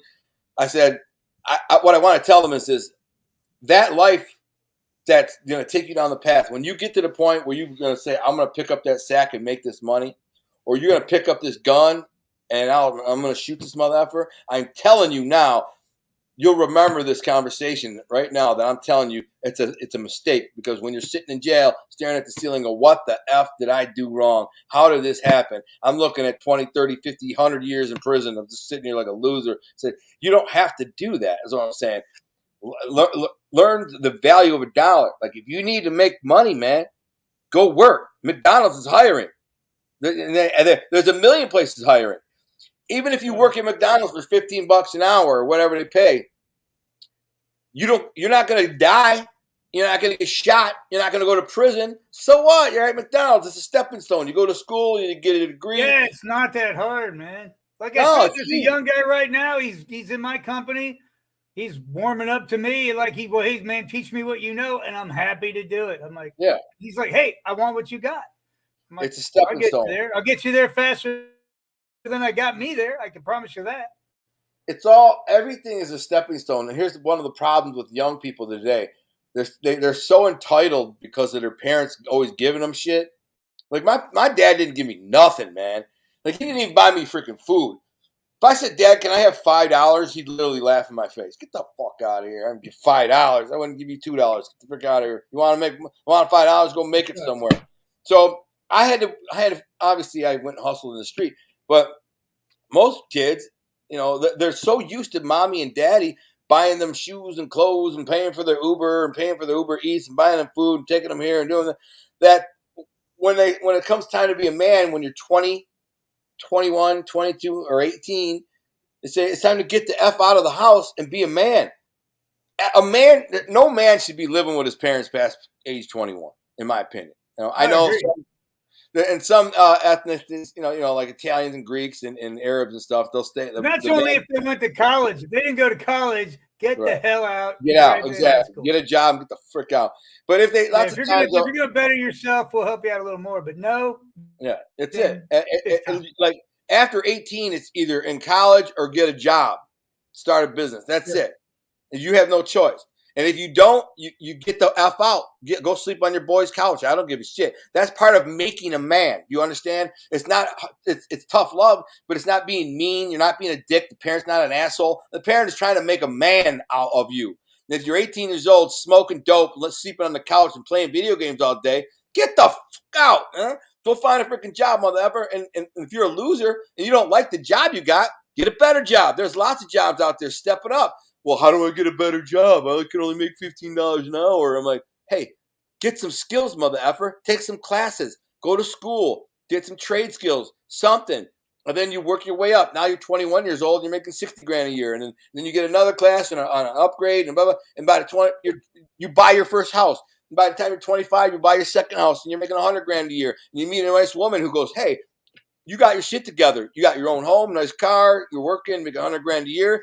I'd be willing to settle down and have a family with you. And then boom, you start a life, you have a family, you get a wife. That's normal, right? These days, it's normal for kids to just sleep on the couch and not work till they're 30 years old. And this bill creates mental illness because at some point, the parents has to say, hey, listen, I can't keep feeding and housing you. You want new shoes, you want new clothes, you want the new video game, you want a new car. I only have so much. You're 30 mother effing years old in here. You don't even have a girlfriend, you loser. You know what I'm saying? You just watch porn and play video games. Well, these kids, that's what they're doing, man. So we've created, naturally the minds of these kids aren't right. Whether they're 20, whether they're 16, whether they're so tight that they feel like, hey, if I can't get what I want, if my parents don't give me what I want, if the people around me don't act the way I want, F them. I'll grab an AR-15. I'll shoot everybody in there. And you're right. They should have a better, more stringent process to buy guns. I think. Well, they do. They've got all kinds of rules and stuff. I mean, it's pretty good. They beat it. You know what I mean? It's like like I said, next thing you know, they're going to push you out a window. Would you feel better about that? You know. But right, I also think like we've stopped preaching American exceptionalism. Like they tell you can't. You know what I mean? They're not telling you can make it now. They're telling you can't because guys like me and you are white and we don't want them to succeed. And, and it's the Republicans, it's the Democrats and their communist policies. And there's just this whole message, I think, to our kids now that you can't and here's why. And vote for me because I'll get out the people who are making it so you can't get, nobody's saying get off your ass and work anymore. They're really not. Exactly. Nobody's saying it. And here's the thing. It's really easy for kids to get on like SSI these days. I know instances of kids who went to their doctor and said, listen, I can't hold a job because I was addicted to video games all my life and vape pens and video games. Every time I try to work, I can't think straight. I'm a video addict. So the doctor signs a freaking form and they take it to Social Security and they give the kid SSI, mental disability. I have a mental disability. I'm addicted to video games, so pay me $1,800 a month. And I need Section 8 housing, and I need food stamps, and I need Medicaid, and it's like $5,000 a month worth of freaking stuff because some kid is too lazy to go work because he's addicted to video games. But there's so many people now. With the people on welfare, I could fix the welfare program really quickly, but they don't do it because they want the votes of the people on welfare. So they just keep saying, "Hey, stay on welfare, take all the shit you want, Section 8, Medicaid, everything. Just keep voting for us, and we'll keep giving you shit free." Now, the Republicans are like, "Hey, listen, you get 6 months of welfare, right? After 6 months, if you're still on welfare and you haven't been able to get on your feet and find a job, we're going to put you in job training. You have to go to training. In order to get your welfare and social benefits, you must attend like intense job training. It could be college, it could be a trade, whatever it is. But it's like 8 hours a day you're going to school and learning. And if you drop out, you get no welfare anymore. The game's over. You're on your own. Right. It's kind of like the model my cousin Dave's doing down in Key West now. Right. Exactly, you can check into his rehab, but it's not a hotel. You know what I mean? Exactly. So like, if you tell these people if you stay in this job training program and you graduate, and then you can stay on the welfare, then you have like a 3 months window to find a job with that new certificate or degree or whatever. So you stay on welfare. And then if you can't find a job within 3 months, we will find one for you. And trust me, we'll find you one. And in this economy, you can find a freaking job. Exactly. So now they should have a welfare office that just says, okay, what are you good at? What do you like? What do you want? And so here, in order to be on welfare, you got to take these classes. You got to go to school. You got to get this degree. You got the certificate, blah, blah, blah. And then when they're done, we're going to find you a job. There's no way that we will keep giving you welfare if you're an able-bodied person who can work. That's it. That's not how it works in America. This is not socialism. So what it is we'll give you training. We'll even help you with daycare. We'll help you with everything. And spend a lot of money trying to get you a job. And then when you get a freaking job, boom, now you can go to work and pay for your own life, get the frick off of welfare. But the other side, the left, is like, nah, damn welfare. We'll give you Medicare, Section 8, free housing, food stamps. The more kids you have, the more food you get. You know, you got 5 kids, you get $400 a month. Percenters. Yeah. Yeah, exactly. You get kids, they have 4 or 5 kids, they get $400 or $500 a month for just food stamps for each kid and another stipend for the welfare. And and it's like, dude, these people they're on welfare, they got a nicer car than the guy who's going to work. They got nicer shoes. They got freaking $300 hair weaves. They got freaking badass clothes. And then now throw in, let's say a guy's on welfare, he's got all these benefits and health care and all that. They toss in and sells a few bags of weed, throwing a pound of weed a month, you know. He makes another couple $1,000. Boom. Bang. He's living like a boss. He don't got to work. That's because the left is incentivizing that. And guess who's paying for that, Bill? Who's paying for it? We are. This is where I have a serious issue, because I look at my royalties, I look at my checks, and I go, where's all this freaking money going? To the Ukraine, to illegal aliens, the people on welfare who refuse to work, and my check's going chop, chop, chop, chop, chop, chop. And anybody who actually works and gets a paycheck should be outraged by this. But anyway, back to the freaking. David Wallace has some good comments here, man. He start off with the Chick-fil-A, and then I want to get to John Wolf's thing, which is valid. Chick-fil-A says, started working at Chick-fil-A. I graduated high school 5 years ago. I gotta get this thing off here to see that. Later, now I'm 20 with a girlfriend and a warehouse job that pays $22 an hour. Going to night classes. Exactly. So that kid, David Wallace. By the way, that's getting his GD or whatever he did to graduate at 15, if you're doing the math, right? Or 16. Yeah, I graduated high school. I graduated at 17 and thought I was sure. Well, here's the thing. What I like about him is he's on a dirt bike. But no. So he's making $22 an hour, which is not a lot of money. But he's got a plan. He's like, but it's not bad. There's times I would have gave a lot for that. Well, yeah, but in today's economy, that's it's probably $45,000 a year.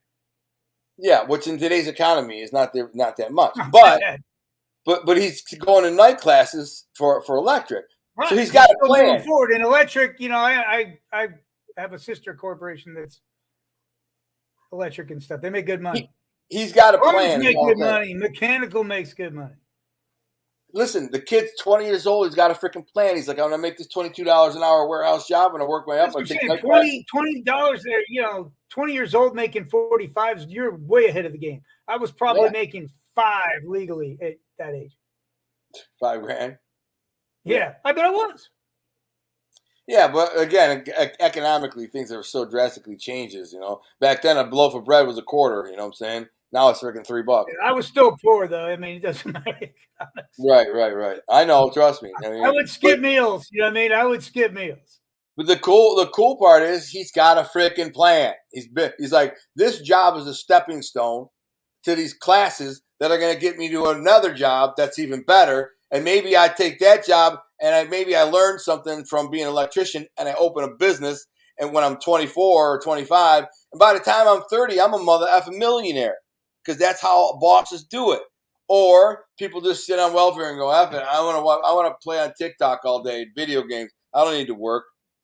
And then when their minds break and they start shooting up, mother effer. Yeah. What do you say? 1,900 gross pay. Is that per 2 weeks? Or a week? Is that a week? Oh, he's saying, yeah, his 1,900 a week will get him 1021 net. That might be good. A 2-week pay. That might be a 2-week because that looks like I think it's still pretty good though. But look at the taxes taken out. And you don't want to get into like stuff like me. Like if I get a $20,000 bonus, I was telling you, man, I'm lucky to walk away with 10. Well, that's what I'm saying. Did you see the taxes taken out of that? They take $900. Almost 50%. It's crazy. Right. The guy's making $2,000 every 2 weeks, and the government takes almost $1,000 of it. It says, thanks. We need to give half of your money to these people on welfare who don't want to work, also to the illegal aliens, and also to the Ukrainians because, hey, they need money too. We are actually paying Social Security benefits to retired Ukrainians right now. So Social Security is what we pay into so when we're old we have money. We actually are taking money from that account and giving it to Ukrainian refugees so they have something to live on. I don't give a shit about Ukrainians. No offense to Ukrainians. I love Ukrainians, and I wish nothing but the best for Ukraine. $150 billion. We could have built a wall. We could have put armed guards in every high school or every school in America. We could have stopped. And make no mistake, there's zero accountability for that money. None. There is no oversight for where the money's going. It's lining people's pockets. Yeah, not to mention, we're in a war with Russia right now. We're just using a front man. Because of that. Listen, make no mistake. You think Ukraine's fighting them off? We are. Exactly. It's the United States against Russia. When did we all sign on for a war with Russia? I don't remember signing on for that. Right, exactly. $150 billion gone, and if you ask the government where'd you use it, they'll say, shut up. That's none of your business. Yep. I guarantee there's at least 50 people became billionaires off of that. 50 people. 50. Or just got $1 billion in an offshore account in the Grand Caymans or the Canary Islands or somewhere. There's literally $1 billion there now. And they're like, well, my whole family lives like bosses for the rest of their lives. I can live off the interest of this, about $150 million a year, private jets, mansions, yachts, anything I want. Thank you, everybody else. And they stole it from this kid. They stole it from this kid who just gave them $900. They stole it right from them. Yes. And then they tell you, shut up.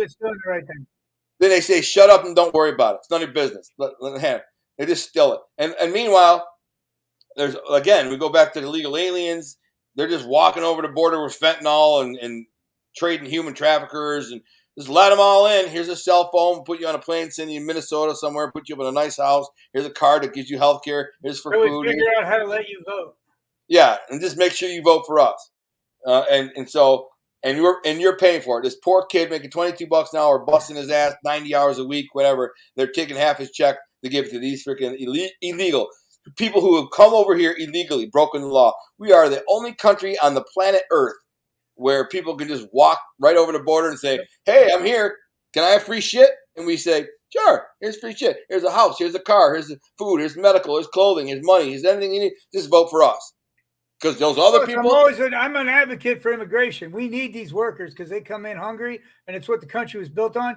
You can't tell me that we can't process these people in an efficient manner. Yeah, it should not be a line all the way to Brazil. We can do this, right? You're telling me we can't process these illegals, but we can change the climate, right? We can change the weather. No, come on. You know? Well, we could give $150 billion to some ghost fund in Ukraine. Again, you could exactly. But there's no way we can control who comes through the border. It's just not doable. Right. 5 million people have walked over the border this year. Just walk right in. But I will prevent an ice age in 100 years. I can do that if you give me exactly. We're all by ourselves. We're going to do it. America's going to prevent the ice age in 100 years because China, Russia, India, all the countries that are making all the real carbon emissions and a mess, They don't give a shit about the economy. I mean, the environment. They don't care. They're pumping out freaking gas. It's nuts. We have and it's in their agenda. They said straight up in their like future proposals, it's not an agenda. It's not part of their thing. They're not doing it. Yeah, they don't give a shit. Do you understand they don't believe it to begin with. They're just like, look, we got we got billions of hungry people. We don't care about this, and we don't even think it's real. Well, it's also manufacturing. That's the crazy part about America is these really hypocritical environmentalists. China and India are making all our shit, right? And the factories that do it pump out all this noxious carbon and stuff. They got nothing to say about that, but the shirt they're wearing came from India or China, and the shoes they got came from China from a factory, and basically every item in their house came from China or whatever, which is made pumping out carbon. So did their solar panels and their lithium batteries that power their electric green cars. Yeah, what about the black kids digging up cobalt in the freaking slave mines in Africa? You know what I'm saying? Never mind them. We don't see them. Yeah, we don't forget about them. We need to get this cobalt so we can make batteries for cars. I mean, it's all absurd. It's absurd. We had that guy on our radio show that said it's called Inconvenient Facts. The truth is, global warming isn't really happening. It's just a normal. It's a normal evolution of our climate. It changes. It's not really changing much. In fact, if anything, it's making us have a better growing season. We actually have more crops, more food. It's better for the population. And other than that, it's not affecting nothing. It's like 1 degree in 100 years. So it's not going to cause an ice age. We're not all going to die. But these environmentalists, they use the media to convince everybody that we're all going to die because they want to sell electric windmills, solar panels, and electric cars. There are hundreds of billions of dollars to be made. So these lobbyists go to the government and the media and say, tell everybody we're all going to die, just like they did with the illness that everybody was going to die from. So we're all going to die in 100 years, and if we don't change what we're doing now. And scare them. Make sure they all know we're dying. We're dead. We're going to die. America's going to be dead. And California's going to be underwater. Again, hey, they're passionate about this. Let's turn it into our agenda. Yeah, exactly. They're passionate about it. So what do they do? They don't tell you that those wind farms are hundreds of billions of dollars coming from China. They don't tell you about the solar panels that are all coming from China, hundreds of millions. Who's making the money? The people who are buying that stuff and selling it to the government in America. The middlemen that you don't hear about. You don't know their names. There's some dude named Bob, whatever the frick his name is, right? He started a company called AMC, blah, blah, blah, blah, right? What he does is sell. He's got a friend who's a senator in the government. And he went to them and said, listen, I want to get you guys, I want to make sure we save the environment, and I'll do my part, and I'll sell you these solar fields, like whole fields of them, solar fields. And the government, you buy them from me. And here's the deal. I'll give you a kickback. I'll give you a 5% commission kickback. Okay, what are you talking about? Well, one field that's let's say 10 acres is $1 billion, right? So that means you get $50 million as a kickback or whatever, just for you, for making sure that the government buys $1 billion worth of freaking solar panels. And then I just buy. You might not know. You know these things are killing birds, right? Oh yeah, and frogs and lots of animals. Do you know how many birds they're killing? A lot. Wow. You don't know because it's classified. Right. They're not telling nobody. It's classified information. Oh, they kill the freaking the everything that lives on the ground, the little voles and the mice and the ground squirrels. They kill the birds. None of that matters, Mr. Environmentalist. All that matters is that government contract for $50 billion worth of solar panels is getting done, and it's going to save the freaking world. And what do you think? It's the same thing with the electric cars. It's the same thing with the windmills. All this is all bullshit. It's just to make everybody a bunch of freaking money. Convince the windmill blades aren't biodegradable, and when they bury them, it's about the size of a football field. Yeah, it's huge, massive things. And they're not doing it in like rural communities that are like have no jobs and stuff. They're getting tax breaks to bury these things in their backyards. And yes, they biodegrade and bleed into their water systems. Oh God! And they're not. Hey, it's good for the environment. Right, good for the environment, and they're not actually that good. Those women. I have a friend of mine, a childhood friend. I've actually seen him since kind of in prison. He came to see me. His name is Jason Morgan. He works on those things. He climbs up there and puts them together and he said, and he's like, they're not that efficient. They don't even last that long. They're very expensive to maintain. So they're not turning that fast. Yeah, you can look at them and go like, man, this ain't producing shit. Yeah, it's not making that much. I think they look cool though. Some people think they're ugly. I think they're kind of cool, but they're not doing shit. There's no way that wind farms and solar panels are ever going to produce enough electricity for everybody to have a car. Here's a great my dumb dad, who's really not that smart, and he thinks he is. He's like, well, Biden, he's like, he's going to save the environment. I said, how so? And he's like, oh, he's got passing these bills to make electric. And I'm like, I said, well, why didn't you buy an electric car? He's like, well, maybe I will in 10, 15 years. I'm like, when you're 100? I said, so you're waiting until you're 100 to buy it? $75,000. Exactly. That's why I didn't say it to him. I didn't say it to him, but I'm going to say it to him. I'm like, Dad, you got probably $250,000 in cash in the bank, right? I said, if anyone can afford a freaking new $60,000, $80,000 Tesla or a new electric car, it's you. Why? If you're this crusader of the environment and you back Biden and the people you vote for, and why aren't you driving an electric car? You got a gas car out there, an HHR or whatever the frick it is. I said, he won't get it. He's like, well, maybe I will one day. I'm like, so you who have $250,000 in cash in the bank, retired, have a good solid income from your Social Security and your pensions and all that crap coming in, you won't buy a new electric car, but you want everybody else in the country to buy one. Half the country, 57% of the country has less than $500 in their bank. So you're asking everybody in the country, including the 57% that's only got $500 or less in their bank, to buy a $60,000 or $80,000 electric car, right? And they have to pay for the next 15 years on that mother effer, right?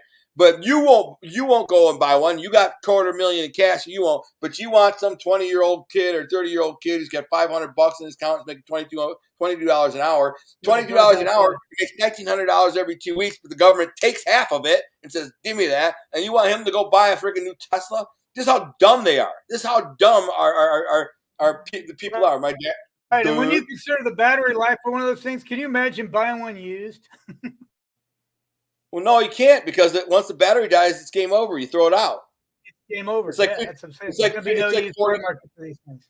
like $40,000 or $50,000 for a new battery. Oh yeah. You just throw the car away and buy one. It's thousands and thousands and thousands for a battery. It's 40 or 50 grand.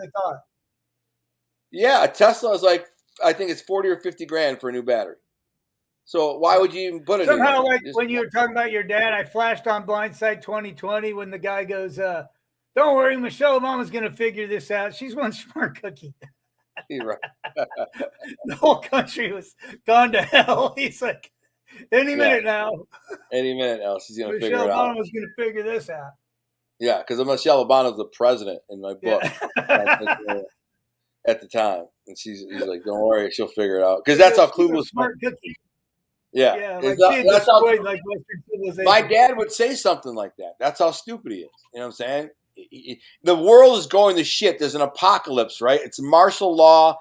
There's no food. People are killing each other. Everything's a mess. And my dad would go, "Oh, don't worry. Biden's got to figure this out in a minute. Everything's going to be fine."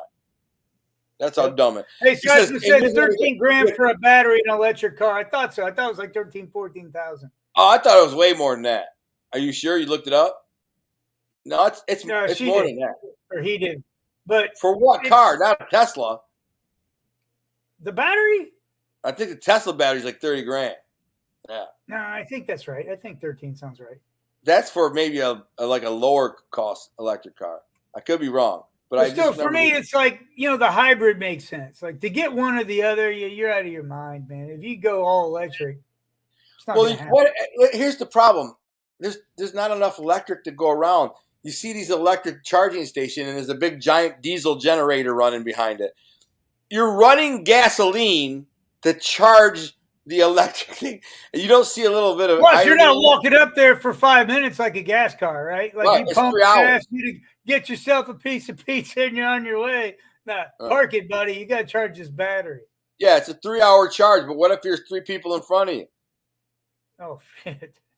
So you're there for 9 hours? Like, what if you're on a road trip? I live 5 hours north of Detroit. What if I want to drive my Tesla down to Detroit, and halfway down I stop and here comes the government legislation, And back to mental illness, playing the devil's advocate here, right? we're picking up all this tech and stuff like TikTok spies on you and Facebook spies on you and stuff, right? They're already watching what you're doing. They'll use this fear to go, we could red flag them. We're going to see their posts. We see their buying habits. We're going to know that they bought 7 guns. How about we step in and take care of this, right? Yeah, exactly. And we're going to be scared and say, yeah, that's it. We need somebody to watch, and we're going to give it up because we're scared. Which, by the way, I kind of like it when I'm looking for shoes, and then all of a sudden, all the ads are like Italian shoes. It's not all bad. Why?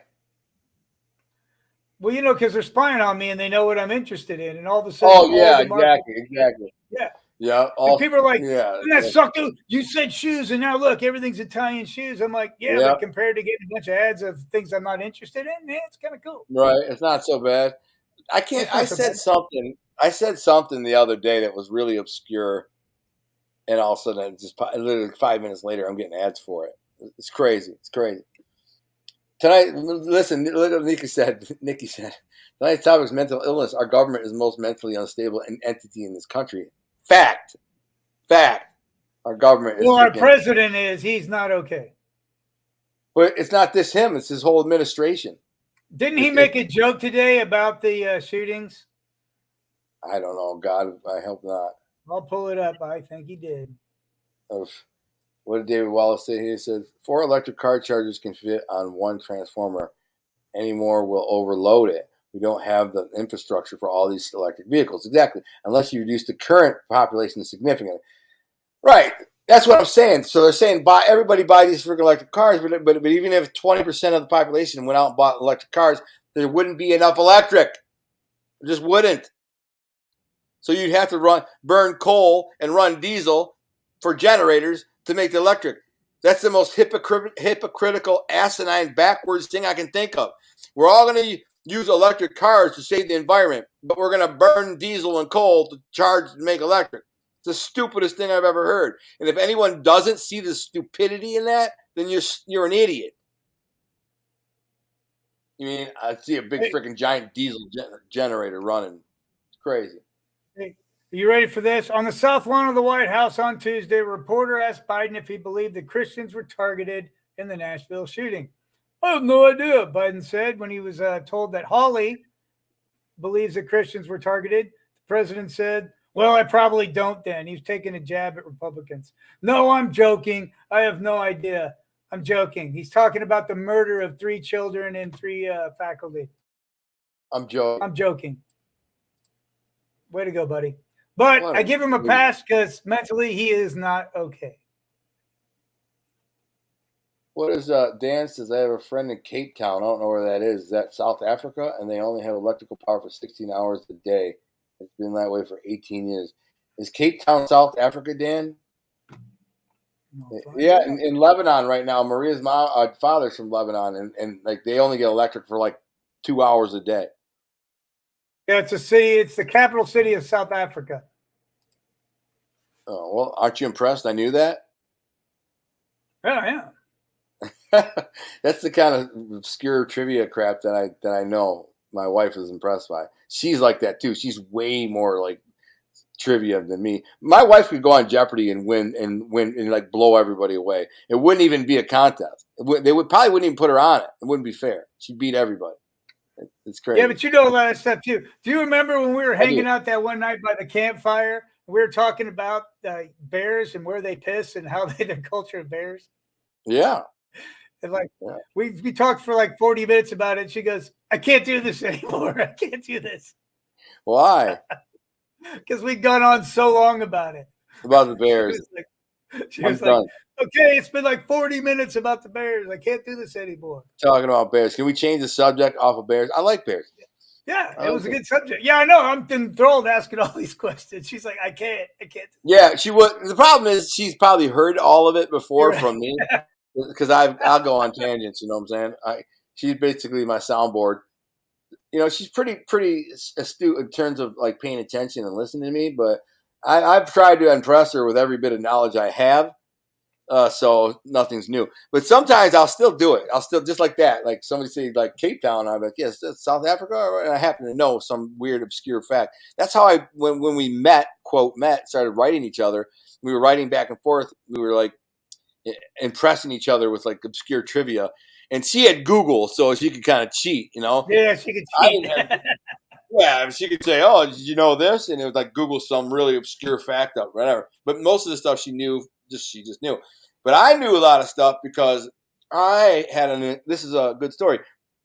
I had an encyclopedic dictionary.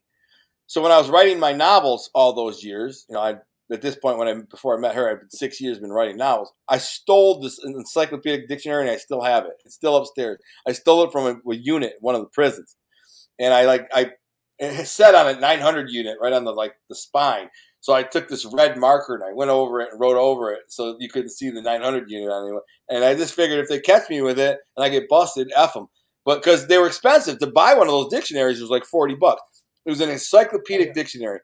Actually, it had pictures in it and stuff. And when I was looking up words, because I get to a point, I want to make sure I spell the word right, or make sure I had the right context or whatever.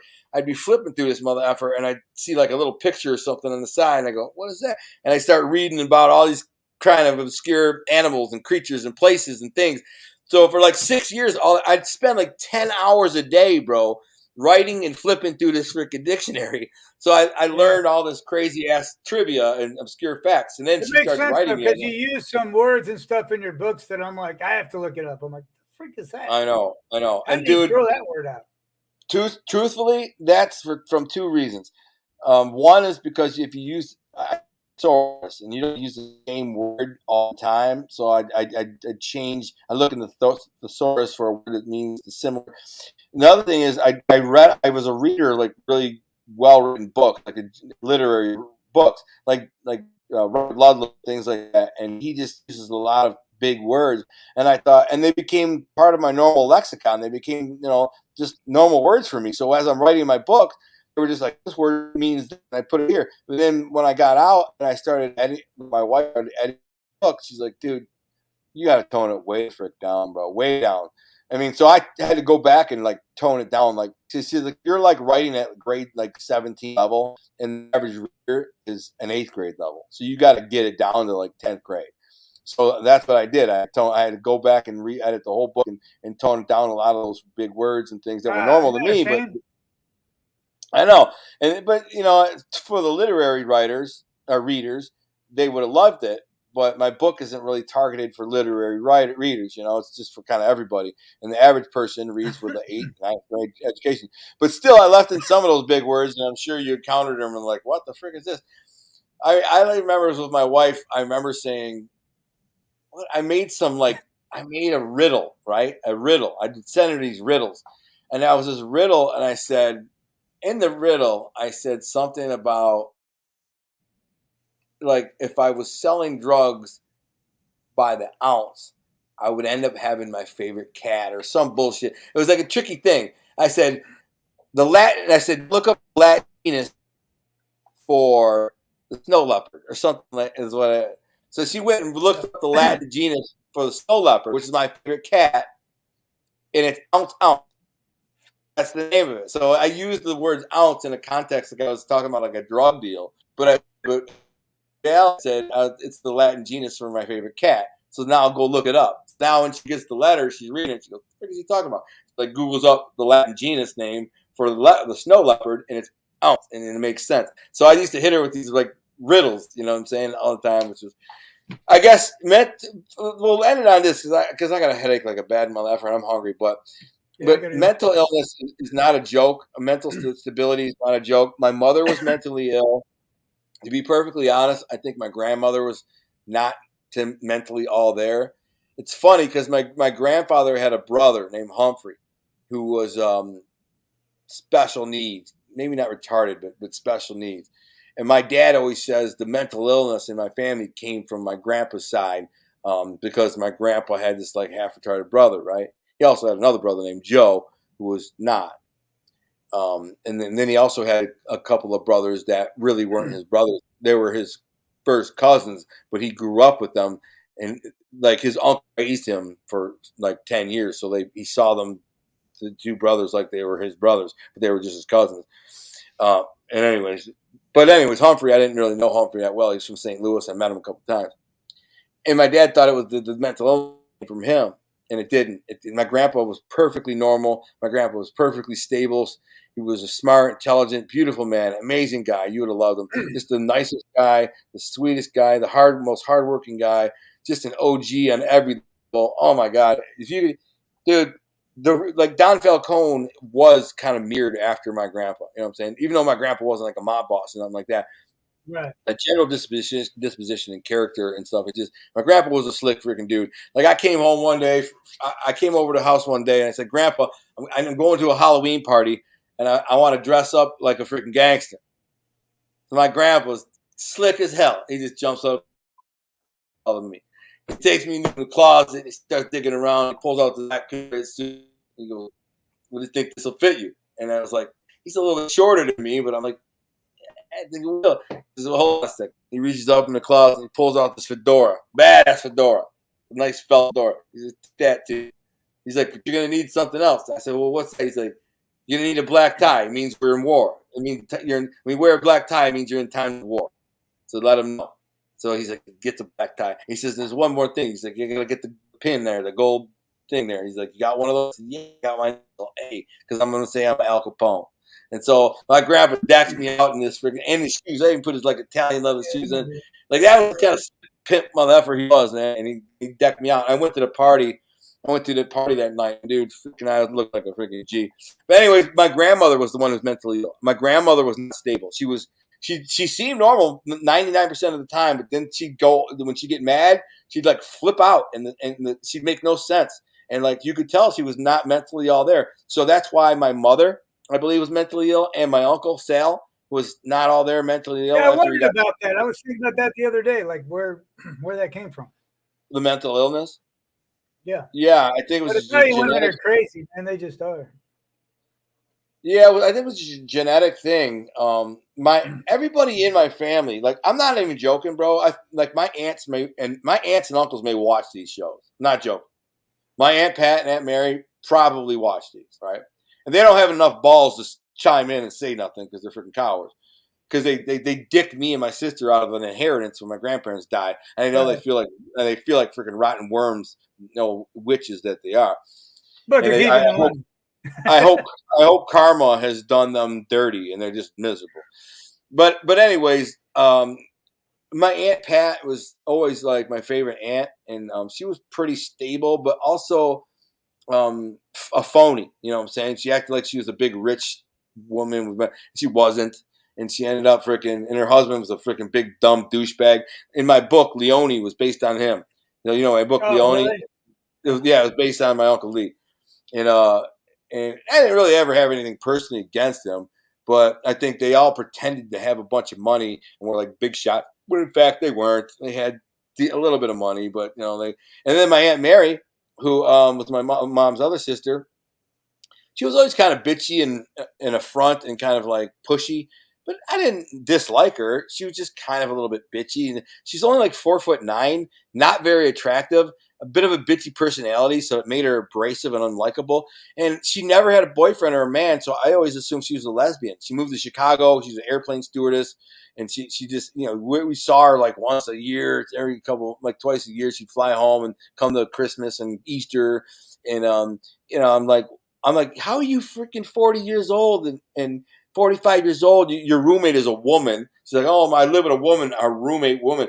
You're like, you don't have, and that's the woman who got my freaking my grandmother's wedding ring, bro. My grandmother's $100,000 5-carat wedding ring went to her. It's this freaking, she's like a 70-year-old lesbo. Like she's never gonna get married. That ring, I don't know what, she probably pawned it by now for money. Yeah, what's she doing with that? I would have loved to get that ring. I should have got that freaking ring. That's another thing if I think my grandmother, they didn't corrupt my grandmother's mind as she was an old woman, my grandmother would have said, "I want the ring to go to Alan or Anne Marie," but probably Alan because he's going to get married. I think they probably knew. Maybe my sister. They might have given it to my sister, but it's like typically it goes to the boy, and the boy gives it to the girl. They don't give it to the woman because the man's going to buy her a ring, like my sister. Right. So my grandfather and grandmother would have said, when we die, the ring goes to Alan, and then he'd give it to his wife. And that's the way it should be. And that's why I should have it today. I don't really care about the money. Yeah, it's worth $100,000. But them bitches stole that from me too. Because, when my grandparents died, they had me and my sister for 1/5 of the inheritance, because my mother was there was 5 kids, and me and my sister represented my mother's 1/5. And then at the last minute, my grandpa died, and then my grandmother was old, kind of senile, and my Aunt Pat, I'm sure it was her, she's the freaking scumbag greedy. I hope she hears this. Maybe it was my Aunt Mary, maybe they both together, but they went to my grandmother and said, Alan's in prison, he's a loser, and Anne Marie doesn't come ever see you ever. They're bullshit. We want the 1/5, and so they signed the will and signed us out of the will, and that was realistically, I don't know, a couple $100,000, worth a couple $100,000. I'd say my grandparents' estate was probably worth $1 million minimum. And because my grandma was tight with the money, but what a lot of people didn't know, even in their families, that her father was a baller, a millionaire, and he left her a bunch of apartment buildings and properties and shit. And she's slowly sold them off over the years for cash, but she was still getting rent from 50 people, you know what I'm saying, or checks. Because I used to go through the drawer where the checks were, and I'd see these freaking checks. I'm like, God, my people got so much freaking money. I'm like, the frick, they live like paupers. They could they could live like they were ballers, but they didn't, But anyway, I don't care about none of that. I just feel like my aunts are scumbags, and they were mentally ill. So that's what I'm saying. The moral of the story is, I think my aunts, my sister's mentally ill. My sister is absolutely mentally ill. I mean, to the point where I'm over the fact where I'm mad about it. I'm over the fact that where I'm disappointed about it. I'm always going to be disappointed about it, because she won't talk to me. She has no dealings with me. She won't talk to me. She's absolutely bonkers. In all her life, she's lived off my dad, freeloaded off of him, and she has no man. She can't keep a man. My sister was beautiful too. I mean, just beautiful when she was young, and but something went wrong with her mind too. And again, I can trace this back to the beginning when my parents were divorced, and we were living with my mother. My mother was just absolutely mentally ill. We lived in squalor. We were filthy. We didn't clean and do our laundry. And then when I went and lived with my sister in New York, it was the same thing. She lived in filth and squalor and didn't shower and didn't clean her clothes. And I'm like, oh, she's gross. And so I can understand, no matter where she lives, that's how she lives. So any man that gets involved with her, is going to go, oh, geez, you're freaking dirty, gross. And what's wrong with you? And then her personality is super abrasive. She says the F word every 3 words, man. No self-respecting man is going to ever want a woman who's going, F this, mother F that, my crotch, my this. She thinks it's funny. She thinks he's a comedian. She thinks he's that redheaded comedian that curses all the time and freaking. I'm like, you're not funny. Yeah, I'm like, you're not funny. You're disgusting, and you repel men. That's the reason why you can't keep a man. And but it's all comes down to her mental illness. My dad would call me and go, "I'm worried about your sister. Why don't you call her?" I'm like, "What do you mean?" He's like, "Oh, I'm worried about her committing suicide. She's depressed. She's this and that and that." And of course, my sister calls my dad and says, "Dad, give me money. I need money for a new car. And if you don't, I'm so depressed, I'll kill myself." And my dad, he's a sucker. He's like, "Oh, okay, here's money." And I'm like, dude, huh? Yeah, I know. I have a daughter, man. I don't know what I'd do. Well, see, your daughter's not going to grow up to be a freaking beggar. She's going to grow up to have her own career, or husband, and a life, and not be. My daughter's brilliant, but yeah, if she went off the rails, I don't know what I'd do. She won't go off the rails. She won't. She just won't, bro. 100% guarantee you, 100% guarantee that Gina will not go off the rails. Here's what's going to happen to Gina. She'll end up in college, do really well. She'll meet a nice man, a boy, when he's at 20, 21, 22 years old. They'll date for 5 years. They'll get married, have a kid. Maybe she wants to be a stay-at-home mom and raise the kid. Maybe she wants to go to work. Maybe they both want to. She wants to live in a mansion. She needs to work hard then, or find a guy with a lot of money. She's not a bee, and that kid's yeah. Well, she probably will live in a mansion, she's only 11, but she's focused. But Joshua was too when he was young. But yeah, she's like, man, I have to check her homework, and God help me if I miss something, and she loses a point. She's like, come on, what am I doing with you? What I'm telling you is, you raising them right, is going to the way you're raising them is going to result in them living a good, normal life. All right. My sister and me didn't have that opportunity. Right. We didn't have that luxury. Right. Our life was, excuse my French, our life was fucked from day one. I was 4 years old. I saw my father beating my mother with a broom, smashing her. And then they got divorced, and I had to go to another school, and I was just out of control. The first day in school, I freaking beat a kid with a 2x4. Got suspended life. My mother didn't know how to reprimand me. Dude, I could do no. I beat her with a 2x4 when I'm freaking 6 years old or whatever. And my mom does nothing. Says nothing about it. My mom couldn't remember. I could have killed somebody. My mother was like, "Oh, it's okay. Don't worry about it." Like, so I had no social recourse. My dad didn't give a shit about me. I only saw him every 2 weeks. On the weekends, he'd take me fishing. And then the people I was around, like the male role models I was around, was my grandpa. But he's an old freaking man. And then my Uncle Sal, who's kind of a slick Italian dude, but he's kind of mental himself. And then he gets shit and out a shotgun, and he kind of freaking throws it. And then there's Uncle Pete. My Uncle Pete is just a street guy. He's a gangster. He's a freaking biker guy. So that's all I had. And so my sister is absolutely mental. She's crazy, insane. And so half the people in my family, in my life growing up, were mentally ill. But none of us went off the rails and started shooting motherfuckers. I mean, I've been in some gunfights, but I will say this: the gunfight I ever been in was to protect myself. Yes, I put myself in situations by robbing drug dealers and stuff, or attempting to rob drug dealers, where I actually had to shoot back because they were shooting at me. But still, I didn't just shoot arbitrarily, just randomly shoot people. And I wanted to at times, right, but I didn't. You know, but I didn't. So, and the people today, Dan, Nikki's leaving. Dan's going, you guys, it's a camera. You should never. Oh, yeah. Oh, my God. Dan's funny. You took a word processor, right? I took a word processor too. Yeah, I did. But he said, it's the camera. You did this to her, man. He goes, I know. Dude. Listen, I was in New York. I was on drugs, man, heroin. And I'm looking around like, where can I get some money? And I'm in the closet, and there's a camera and a word processor. Dude, I even took a bunch of books. She had a freaking big, like, boxes of books. I got on the subway. I looked up bookstores and said, you called them and said, do you buy books? My sister's at work. Yeah, we buy books for X. So I put all these books in a box and, like, walk down to the subway, go, like, freaking, cross Brooklyn, then walk 5 blocks with these books and walk in there, and they gave me like $45 for these books. I sold them. So Anne-Marie, that's another thing I did. If you want to hold that against me, but yeah, I stole her freaking camera.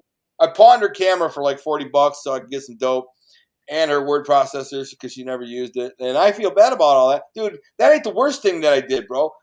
And I feel really bad about this stuff, but I did give her a bunch of money back. When I hit a score, I hit a big score at Cherry Hill Textile. I was scamming all these textiles out of this thing, and I had like $12,000 under the bathroom sink. And she was down there looking for something. She found this huge knot of money. She's like, "Oh my God, you got to give me some money. You got to give me some money to bills and blah blah blah. I owe all this money for school and blah blah blah." I'm like, "Here, it's like 4 or 5 grand. Shut up." And I gave her a bunch of money. But the worst thing that I did to her was, and this is really scumbagger. My cat Maggie's looking at me like, you're an asshole. Dude, I follow her to the ATM in the morning, and I was like, I'm going to give you like $20 so you can go buy some food or whatever today. So she go to the ATM machine, right, and slip it in there, and I'd watch her punch in her PIN, and I'd memorize her PIN. So then when she'd come home and go to take a nap or whatever, I'm like, I'm going to run up to the store. This is in Brooklyn. I grab her freaking debit card or credit card or whatever, pop it in there, pull out $60, $80. She never noticed. She never knew. What a scumbag, bro, right? Yeah, it's not good. Oh, my God. What a horrible thing. And I understand, why she'd be mad at me, but, dude, listen, it's 25 years later. It's over 25 years. It's over. Yeah, I know. You got to get over it, right? Get over it. It's 25 years later. I'm living a good life now. I'm a good man. I'm a good person. I'm happily married. I have a beautiful home. A career that's blown up. I'm doing, but I'm sorry I did what I did. I was a scumbag at the time. I was a drug addict.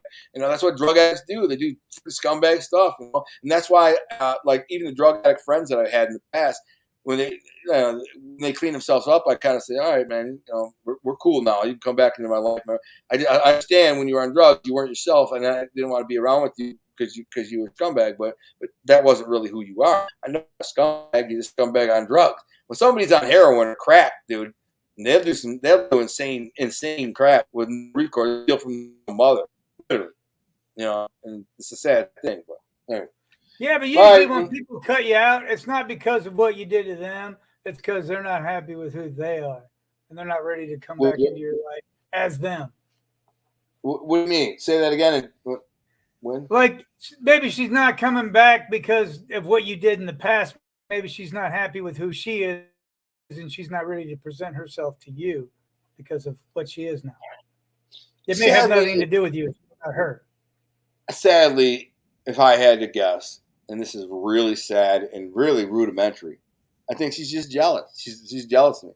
All her life, she wanted to be an actress and an entertainer and a producer. And right, TV, and you're kind of making it. She's still struggling, so that's probably more it than you stole her shit 20 years ago. Yeah, that eats at her. Little brother's winning at what I've tried to win at all my life and couldn't win at. Also, her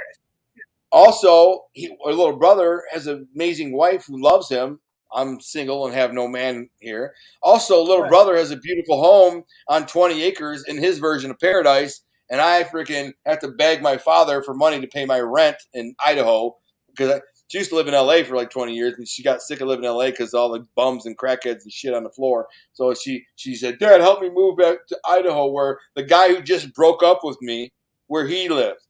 So she moves to the city where the guy she was dating who broke up with her lives. This high-end resort town in Idaho, and she works remotely, so I don't know why. Anyway, so my dad had to give her thousands of dollars to pay for her to move.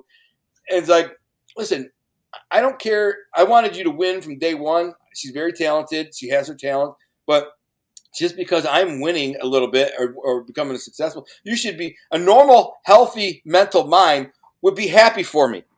They would be like, oh, man, my little brother's kicking ass, man. He came home from prison. He's got a beautiful wife, beautiful home, man. He's got a couple of toys. He does a lot of fun stuff. He's living the dream, man. God bless him. His books are blowing up, blah, blah, blah. I got a radio show. Man, damn, my little brother's killing it. She should be out there bragging about me on Instagram and Facebook and blah, blah, blah, blah. That's what a normal person would do. But obviously she's not normal. Instead, she rejects me, blocks me, won't answer my call. I talked to her just one time the day that I got out of prison. And this is a funny story, and I'll end it on that, just to show you how mentally ill some people are.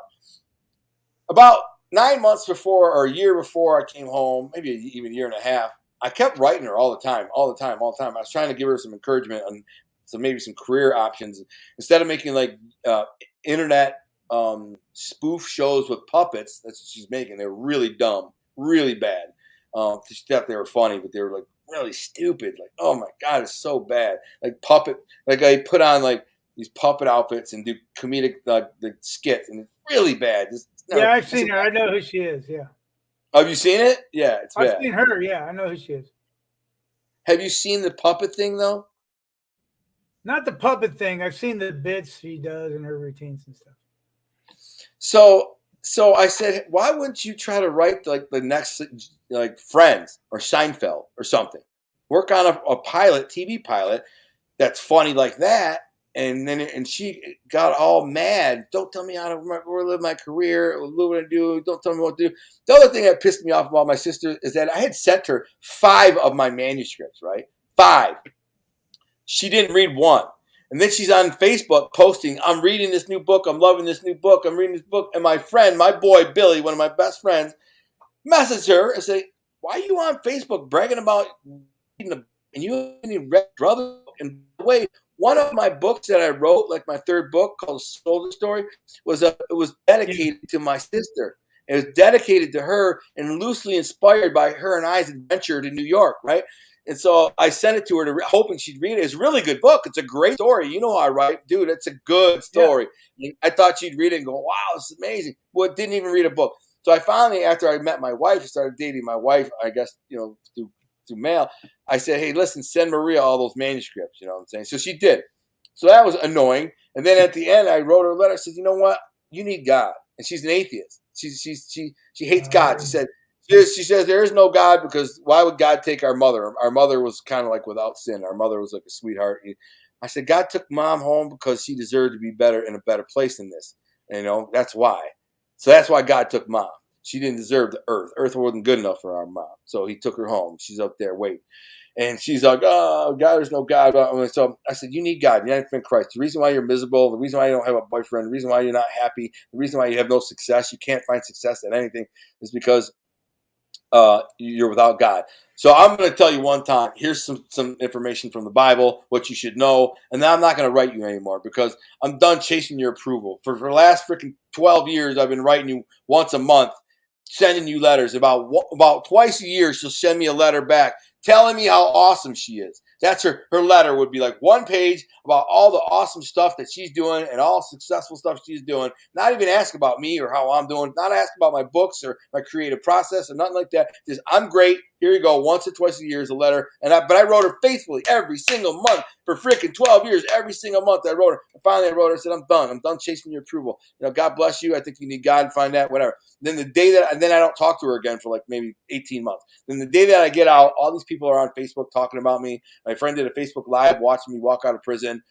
There was like 1,800 people watching me when I walked out of prison. And I didn't even know what the freaking Facebook Live was, man. I was in shock. I'm like, I can't believe they let me out.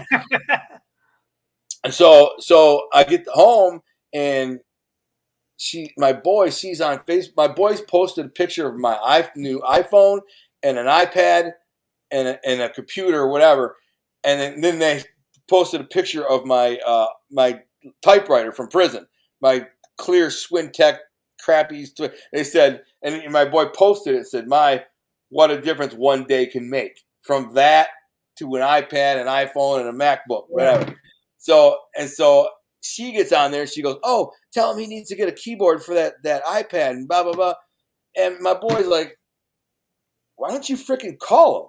The dude just walked out of prison after 13 freaking years. It's your brother.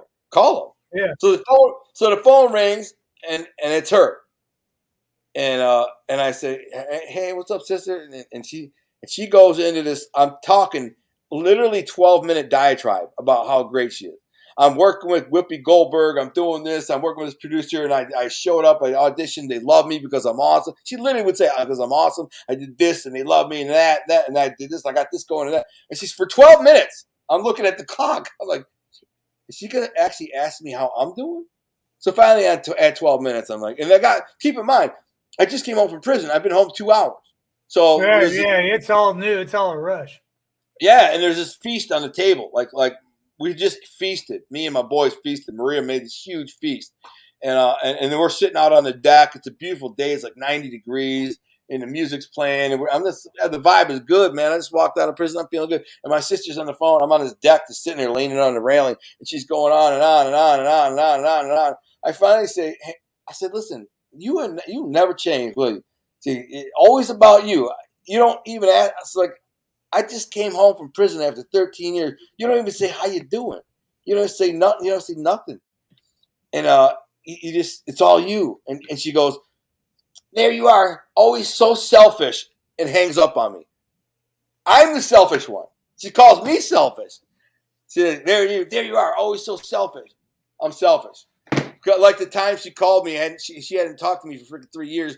I asked her to use her apartment for New Year's Eve for the millennial, the ball drop in New York. And she's like, oh, my friend Erica's using it. I'm like, well, tell Erica that I'm using it. And tell Erica sorry. She's, no, I'll let my friend. So your friend from college you haven't seen for 5 years is going to use your house, but your brother can't use it. No. I'm like, okay, never mind. Forget it. And I said, F you. And I went and rented 2 rooms in the Marriott downtown, right in Times Square. I went and rented 2 rooms and brought like 7 girls with me. Me and my 2 boys, and brought 7 chicks and said, let's go. And I paid for everybody and freaking went there. But I didn't talk to her after that for a couple of years. And then I bought my second house, which is a really beautiful house, marble floors, stuff, all that.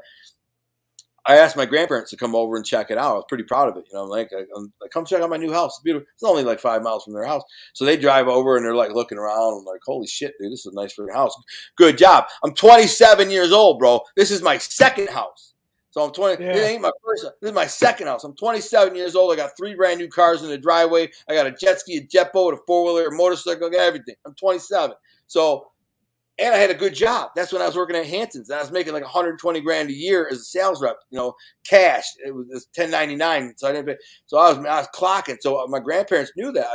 They said, what do you, how are you making the money? I said, I got this job. I'm doing really good. So they were really proud of me. So my sister calls my grandparents once or twice a week or whatever. And my grandma was like, oh, we just went and saw Alan's house. It's beautiful. He's doing really well. He's got like 3 cars and all these toys and beautiful home. Out of the blue, like 2 days later, after my grandparents come over to see me, I get a call from my sister. Brother, how you doing? I'm like, hey, what's up, Amy? How you doing? She's like, oh, nothing in New York. I'm doing this. I'm got this job going around. I'm like, it's good. Great to hear you. I'm glad to call you, man. Stay in touch. It's been a while. It's been a couple of years. Hang up. Very next day, she calls me and says, hey, listen, I heard you're doing really good and you got some money. I need a new car. Can you buy me a car?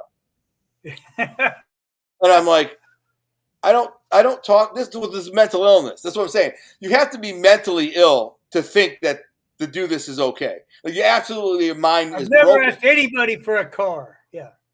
Well, yeah. I mean, and your mind must be absolutely broken in order for you to think that to do this is okay. Don't talk to your brother for 3 years after you tell him you can't use your apartment for New Year's. But we broke the ice yesterday, so now it's cool. Exactly. I broke the ice yesterday. We're all good now. Let me buy a car. So this is what she said. And I'm cool. I'm like, all right. Well, she's like, I need a car. I'm moving to LA and I need a car. I said, all right. Well, what kind of car? She's like, my friend's got this BMW he's selling. It's convertible. It's $12,000. I said, are you freaking out of your mind? I said, I was thinking buy like a $2,000 car or something. A car that works and gets you around. But I'm not buying you a $12,000 convertible BMW. She goes, you selfish mother ever. You're so selfish. When you lived in New York with me, you had all that money. And you selfish mother ever. Blah, blah, blah. Hangs up. That's the end of it. And then I go to prison like a year later. But I'm like, dude, you don't call me in 3 years. And you call me to break the ice the day before. And the very next day you call me and say, can you buy me a $12,000 BMW? And if I say no, then I'm the asshole. That's how insane she is. That's too bad. Well, I'm glad I got a good relationship with my sisters, pretty much. You know what I mean? I'm sure they have their grievances against me. Yeah, they've got their beefs with me, obviously. But I can tell you once I was at like a reunion, which I don't go too much, but it was like late, like 2 a.m. It's getting closed down, and we're in Greenwood, which I don't live, but that's where we're from. And everybody's like, yeah, I wish there was a place we could go party and stuff. I'm like, Ree and Chris have a nice pad. I'm like, but we'd have to crash it at 2:30 a.m. and shit. And they're like, well, call them. I'm like, nah, it's better if we don't call. Better if we just show up. Show up. So I show up with like 7 people. It's like it's got to be 3 a.m, 3:30, right? You idiot, dude! It's her house. I ring the doorbell.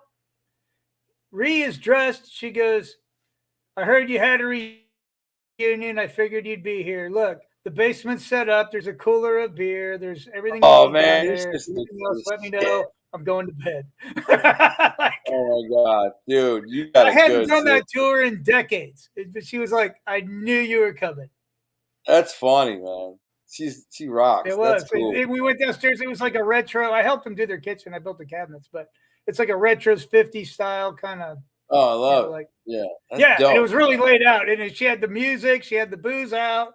She already bought the drinks. Everybody was partying. I wish I had a sister like that, dude. It was awesome. Yeah, that was right. She's awesome. Yeah.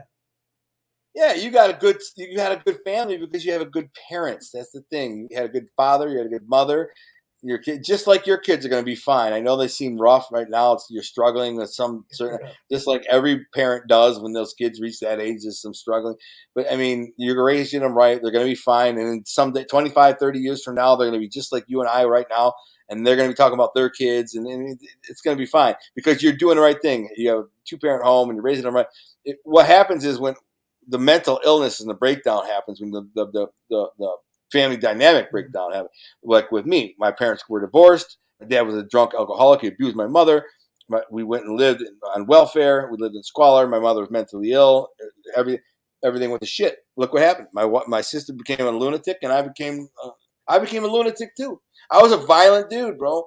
I was a violent guy. I can't believe I didn't kill anyone. I mean, I shot some motherfuckers, so I don't know. But I'm just saying, I was so fast to just shatter a dude's face with a fist, like that was, and laugh and have a beer after, like, that guy's on the ground, face is crushed in, bleeding all over the place. I'm like, all right, let me have a drink. I was at that because the kind of a lunatic I was. That's not normal behavior, bro. That's not normal. Right, Nothing normal. Nothing normal. Like I always say, it's not where you were, man. It's where you end up. That's it. Well, I ended up here, so God bless. And you ended up good too, man. I know you had your rough rides as a young man. Your freaking life would make a great book. Like all the stories and kind of stuff. Like I read this book by a guy who's dead. His name is what was his freaking name? He recently died. He had a YouTube channel. He actually was on his show. What the freaking was his name, man? God, I'm the worst with freaking names, man. I'm losing it. But anyways, he wrote a book. It called what the frick was this book's name? It was the worst book I ever read. I listened to the audiobook. It's horrible. Literally the worst book ever. I hate a bad book. Oh my God. I gave him a good review because Ryan Leone was his name. And his name was, and his book was called Wasted Talent. Wasted Talent. And it was just the worst, poorly written, garbage trash book about a guy like who was just like a party animal kid, but he was super handsome and all the girls loved him. And he's like a rock star on a guitar, but he never was a rock. He was too good to be a rock star. He'd rather party and drop acid and get high and live off in communes and bang all the hot chicks. And anyway, it was just a fantasy delusional thing. He did meth and coke and loved drugs and all. Anyways, it was his like fantasy. But then he started a YouTube channel where he'd tell these stories, which I knew were all bullshit, but people listened to him and they enjoyed him. And he'd tell the good story. He did some time in prison. And then I could tell he was a drug addict. I could tell. I just knew he was on heroin. I'm like, this guy's on heroin. I know heroin. I got heroin. And I'm like, he ain't going to live. He's not going to live. Trust me, he's not going to live. And then he died of a heroin overdose a freaking couple months ago. And I'm like, whatever. The moral of the story is your life, your book, like if you were to write a story on your life about like all the partying and the funny stuff that happened to you and the things that you got involved in, your book would be 10 times better than him. And that dude sold a shit ton of books, bro. He sold a lot. He had like freaking 700 reviews on his book, and he made a bunch of money. They were going to do a documentary on him and a TV series and all kinds of crap. Like, just one day you should sit down and write your book because you got a story. I've heard all the little stories. I got zero interest in doing that though. It's just like, someday you should do it, or even better, do a podcast where you just start from your young youth childhood and just tell the more remarkable anecdotal stories from your life. Yeah, I know. Do what I do to everybody else. You know what I mean? I love doing other people's stories, but mine, but you got great stories. So I know, man. I just don't talk about that shit too much. Yeah, I know. You don't necessarily want your kids to hear that and families. Yeah, unless I drink too much. But there's even been times when like parents, like I was friends with their kids, and they're like, "Look, he's dead. Everybody's dead. Just tell me the truth. Did this happen?" And I'm like, "No, it didn't." It's like still lie. Still the story. I'm not gonna tell you. They're like, just tell me what happened. I'm like, nothing happened. Nope. I wasn't there. I'm just like, I don't know, man. But I remember I had a buddy like from 5th grade on, and when I was a kid, he goes, "Here's the thing: lie about it and stick to it." He was a shoplifter. He goes, even when it's insane, even when all the evidence points to you're a liar, all you know, you didn't do it. Yeah. That's how I was with my yeah, it was like 5th grade, and I'm like, God, it stuck with me my entire life. He was like, I was like that with my girlfriend, bro. My girlfriend Ramona, I was like, oh my God, I'd lie right to her face about everything and just stick to it. Yeah. Just stick to it. Listen, I wasn't there. The girl's lying. It's like I talked to the girl. She said you were with her last night. You guys had sex. I'm like, bullshit. I wasn't even there. She's lying. It's lying. She's bullshit. She's just saying that because she wants us to get broken up so she can have a shot at me. It's all a lie. It's a bullshit. She's like, yeah. So and I can get her to believe it. Even when it's ridiculous. Goes, dude, I had the girl standing right there one time. I had a girl. Yeah, I'll tell this quick funny story and then I gotta go because I'm hungry. But one time there was this girl in my neighborhood who moved into my neighborhood. What the frick was her name? I can't remember. God, I'm retarded with the frickin' names. Anyway, she was a cute girl. She just moved in the neighborhood, lived a couple streets. I still talk to her sometimes on Facebook. So I went over to her house and I made out with her, right? So she was cute. I probably could have had sex with her, but I didn't. But her mom was upstairs, so I was a little creeped out by that. She was a cute girl, just moved in the neighborhood, right? I saw her walking by, and I'm like, yo, who are you? She's like, oh, I just moved in here. And she's like 15, 16 years old. And I'm like 16 years old. So I run up on her and max some game, and I end up saying, well, you're going to be home in a little while? She's like, yeah, come over see me and watch a movie or something. I'm in the basement, man. I got her pinned to the floor. So right when I'm leaving her house, I go to walk out the freaking door. I open the door and I grab her and I give her like a kiss. And then I go to turn her open, walk out the door, and my girlfriend's pulling up. My girlfriend's pulling up. My girlfriend pulls up with a carload of girls. And these girls are a little bit older. They're all like 17, years old. And this girl's like 15 or 16. And she just moved here. She's real cute. What the frick was that girl's name, man? It's driving me crazy. Anyways, so I come out the door and I see my girl pulling up because I lived across the street, like 3 houses down. So my girl had pulled up and went to my house, knocked on the door. My dad said he's not home. Maybe my dad said he went across the street. I don't know and so she's pulling off. But right when she's pulling off, I'm stepping out on the porch and she sees me. So she pulls over to the side and I see her and I walk, like I'm running up to her. I'm like, yo, what's up? What are you doing? I reach in the window and I give her a kiss. And she's like kind of backs away. She's like, what are you doing? Who's that? I'm like, what? Oh, her. It's just some little girl. She wanted to buy a bag of weed. Some little girl moved in the neighborhood. She wanted to buy a bag. My girlfriend's, and she kind of looks at her friends. They're all looking at me like, man, come on, man. And I said, hey, that's it. So I said nothing. I didn't do nothing. So where you guys going? What's up? And then they take off. So I go back.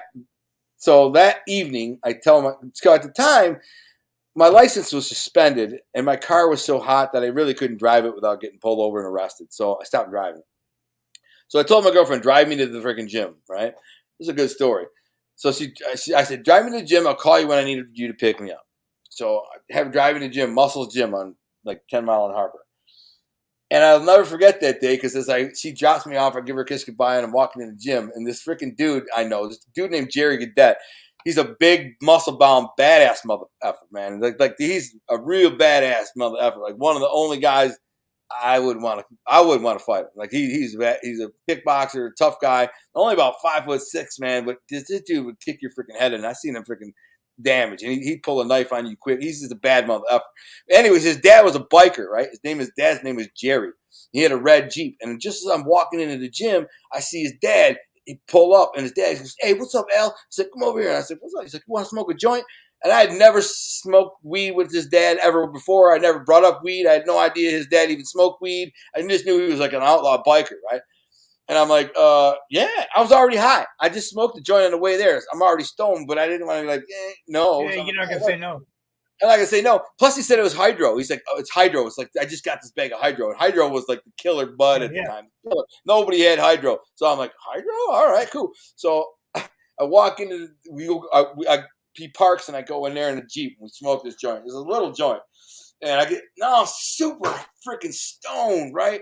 And I go walking into the freaking gym and I come walking in and one of the first things I remember was that there was a dude at the counter and this fat chick named Karen who worked there says to the dude, before you go, can I get your autograph? She says that to the dude at the counter. And I'm all high and I come walking up and the dude walks away. And I go, why'd you ask that dude for his autograph? She's like, you don't know who that is? I said, who is it? She's like, it's Steve Yzerman. I'm like, the hockey player? She's like, yeah. And I look over. I'm like, no way, Steve. This is when he was young and real handsome. Like he just got in the NHL and he was a superstar, but he was only in the league like a year or two. He was really pretty boy. By the end of his career, his face is a wrecked up like mess, just like all hockey players are. But anyways, he happened to be doing legs that day, and so did I. So we were doing legs together. I walked over. I said, mind if I work out in sets with you? And he's like, yeah. So the two of us were doing a leg workout together. And about halfway through my leg workout, fat chick Karen says, Al, your girlfriend's in the alley in the back. She wants you. Now, my girlfriend worked at the gym, so Karen knew her pretty good. I had gotten my girlfriend. She wasn't working at the time. But Karen's like, yo, Ramona's in the back. She wants to talk to you. So I go walking in the back. And keep in mind, I am super stoned, man. Like this, super stoned. And I walk through the back and open the back door. My girlfriend's car's there. She got a Z24. She's in the driving seat, right? So windows down. I walk up and I go, what's up? She goes, that girl, earlier the girl, you didn't kiss that girl? I said, what? Hell no, I didn't kiss that girl. She's like, you sure you didn't kiss that girl? I'm like, nah, touch that girl. What the frick are you talking about? And the girl pops up from the side of her car. Like she was on the other side of the car below the window. She pops up and goes, "You're lying, mother effer. You're lying. You didn't tell me you had a girlfriend," and blah, blah, blah. And this is my reaction, bro. I swear to God, this is exactly what I did. So I'm leaning in the window, and the girl goes, "You lying, mother effer. You didn't tell me you had a girlfriend." And I go, "Busted." And I turned around and I walked in. That's all I could do. Busted. And I walked in, and my girl peels off all mad. Now, she's my ride, so I got no freaking ride home now. I don't even remember how I got home. I called somebody, came like one of my boys to come get me. Wow. My buddy would have said, "Hey, all I know is I didn't kiss her." Right. Well, the girl was like right there saying, "Yes, you did. We made out, mother effer. You didn't say it." Yeah, she's obviously crazy. So, right. I should have said that. I should have said this girl. I should have said that. Probably got drove out of town from somewhere else, man. This chick just rolled into town. Probably got kicked out of the last place she was. Right. Exactly. This crazy ass bitch just showed up out of nowhere, man. She probably got kicked out of the last spot talking about she kissed this guy. I don't even know this freak. I sold her a joint. And that was it. Should have said that. Would you kiss crazy ass bitch? Her? I wouldn't. Huh? Yeah, go. Hey, would you kiss her? I wouldn't. She was cute though. Yeah, I know. Anyways, my girlfriend got over it in like a day or two, and she's like, "Yeah, Ramona's a good girl, man." She was. She's gonna be Saint Ramona. Oh my God, I know. I said that to my wife the other day. I hope she's got a great life and doing great, and she's happy because she deserves it. It's all the crap that she put up with me, man. Like I said, this crazy. What an idiot! What an asshole! And she was the best girl too. That's the thing. I was like, "What's such a dirtbag?" Oh God, I'm so ashamed of it and feel so guilty. But I guess that's just part of learning the lesson as a young man. But if anyone finds a good woman like that, you hold on, and that's why I hold on to my wife so tight because they don't come around often. I got lucky. Or blessed. It's God. God did that. So, anyways, Sandra, thanks for tuning in. I agree you shouldn't tell your children everything. Of course not. Everybody else who watches, there's only 10 people here. God bless you. I got to eat, man. I'm starving. So, thanks for tuning in. Listen, mental health, I'll end it on this note, man. Guns don't kill people. People kill people.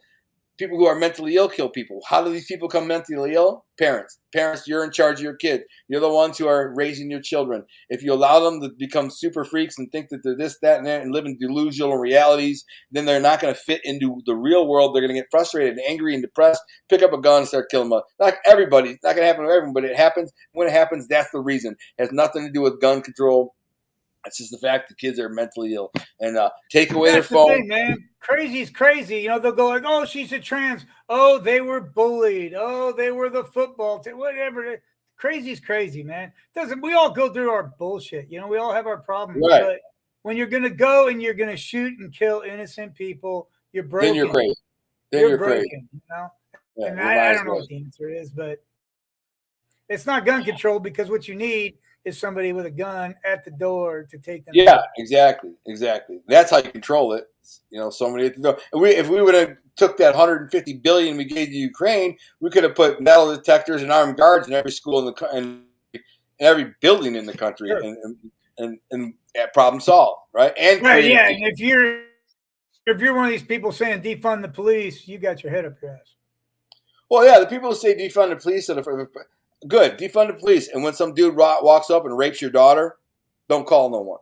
And when somebody comes up and freaking beats your mom's head in or puts a gun in your face and takes your money and you rapes your wife or whatever, who are you going to call? What are you going to do? Nothing? They talk about prison shouldn't be legal. Nobody should go to prison. I heard some retard saying that. There shouldn't be prison. Nobody should go to prison. I'm like, so child molesters, rapists, murderers, armed robbers, no, they should be walking free. This is people strung out on heroin that are straight up going to do you harm tomorrow. Yeah, that's all of LA. There needs to be prison reform. Prison should be focused on making you a better person, not punishing you. But they got to be in jail, man. That's the reason. And don't put people in a cage that aren't there to protect society. That's why you put someone in a cage. They're dangerous to society. Yes. Not because they smoked a joint, you know what I mean? That kind of thing. Right. I agree. I because there needs to be a separation. I had this conversation a couple of days ago on YouTube with someone in the comment section, and I said, listen, I did 13 years in prison. You want to stop all this crime, these people, recidivism? Make prison harder. Take away their freaking iPads. Take away their freaking everything. Make prison harder. Give them 1 meal a day. If they want more than that, they have to work. They have to work 10 freaking hours to get another meal. And if they want whatever, like make it horrible. Make it so bad that when they get out and they think about, well, if I go rob this place or break a crime and I go back to prison, like, hell no, I ain't going to do it because I don't want to go back to that freaking nightmare. Right now, prison is so soft and cakey and comfortable that guys are like, there are people from the hood who go to prison and live better than they did in the street. Like, they eat better. Yeah, it's like the cage bird syndrome. But that's the thing that's got to be focused on rehabilitation. There's certain countries, I think Denmark's one of them, where they actually come out of prison better than when they went in. Yeah, because they focus on rehabilitation. You should come out with skills. You should come out with trades. You should come out with psychological counseling. But if you go in there and get ass fucked for 13 years and beat up and join a gang and learn how to deal drugs and learn how to kill people. They don't do anything to stop the gangs. They don't do nothing. The gangs are on the yard. That's all got to stop. Yeah, I mean, the gangs, the black gangs, if they try to break it up, they'll say it's racist. So they just do what they want. And then the Mexican gangs, the same thing. They're on the yard ganged up, 20, 30, 40 deep. They're not even supposed to be more than 5 in one group, but they're out there. And everybody knows, like, if you walked up and searched every mother effer on the yard, they got a shank. Everybody's got a knife. Everybody. They just don't care. They let them kill each other. Right. That's how they look at it. But again, hey, you feel passionate about that? Let's exploit it and get rich. You're right, exactly. Got to be a way we can exploit this and get rich. Anyways, God bless everybody. Thanks for tuning in another week. I got a headache. I got to eat something. I miss my wife already. I haven't talked to her for 2 hours.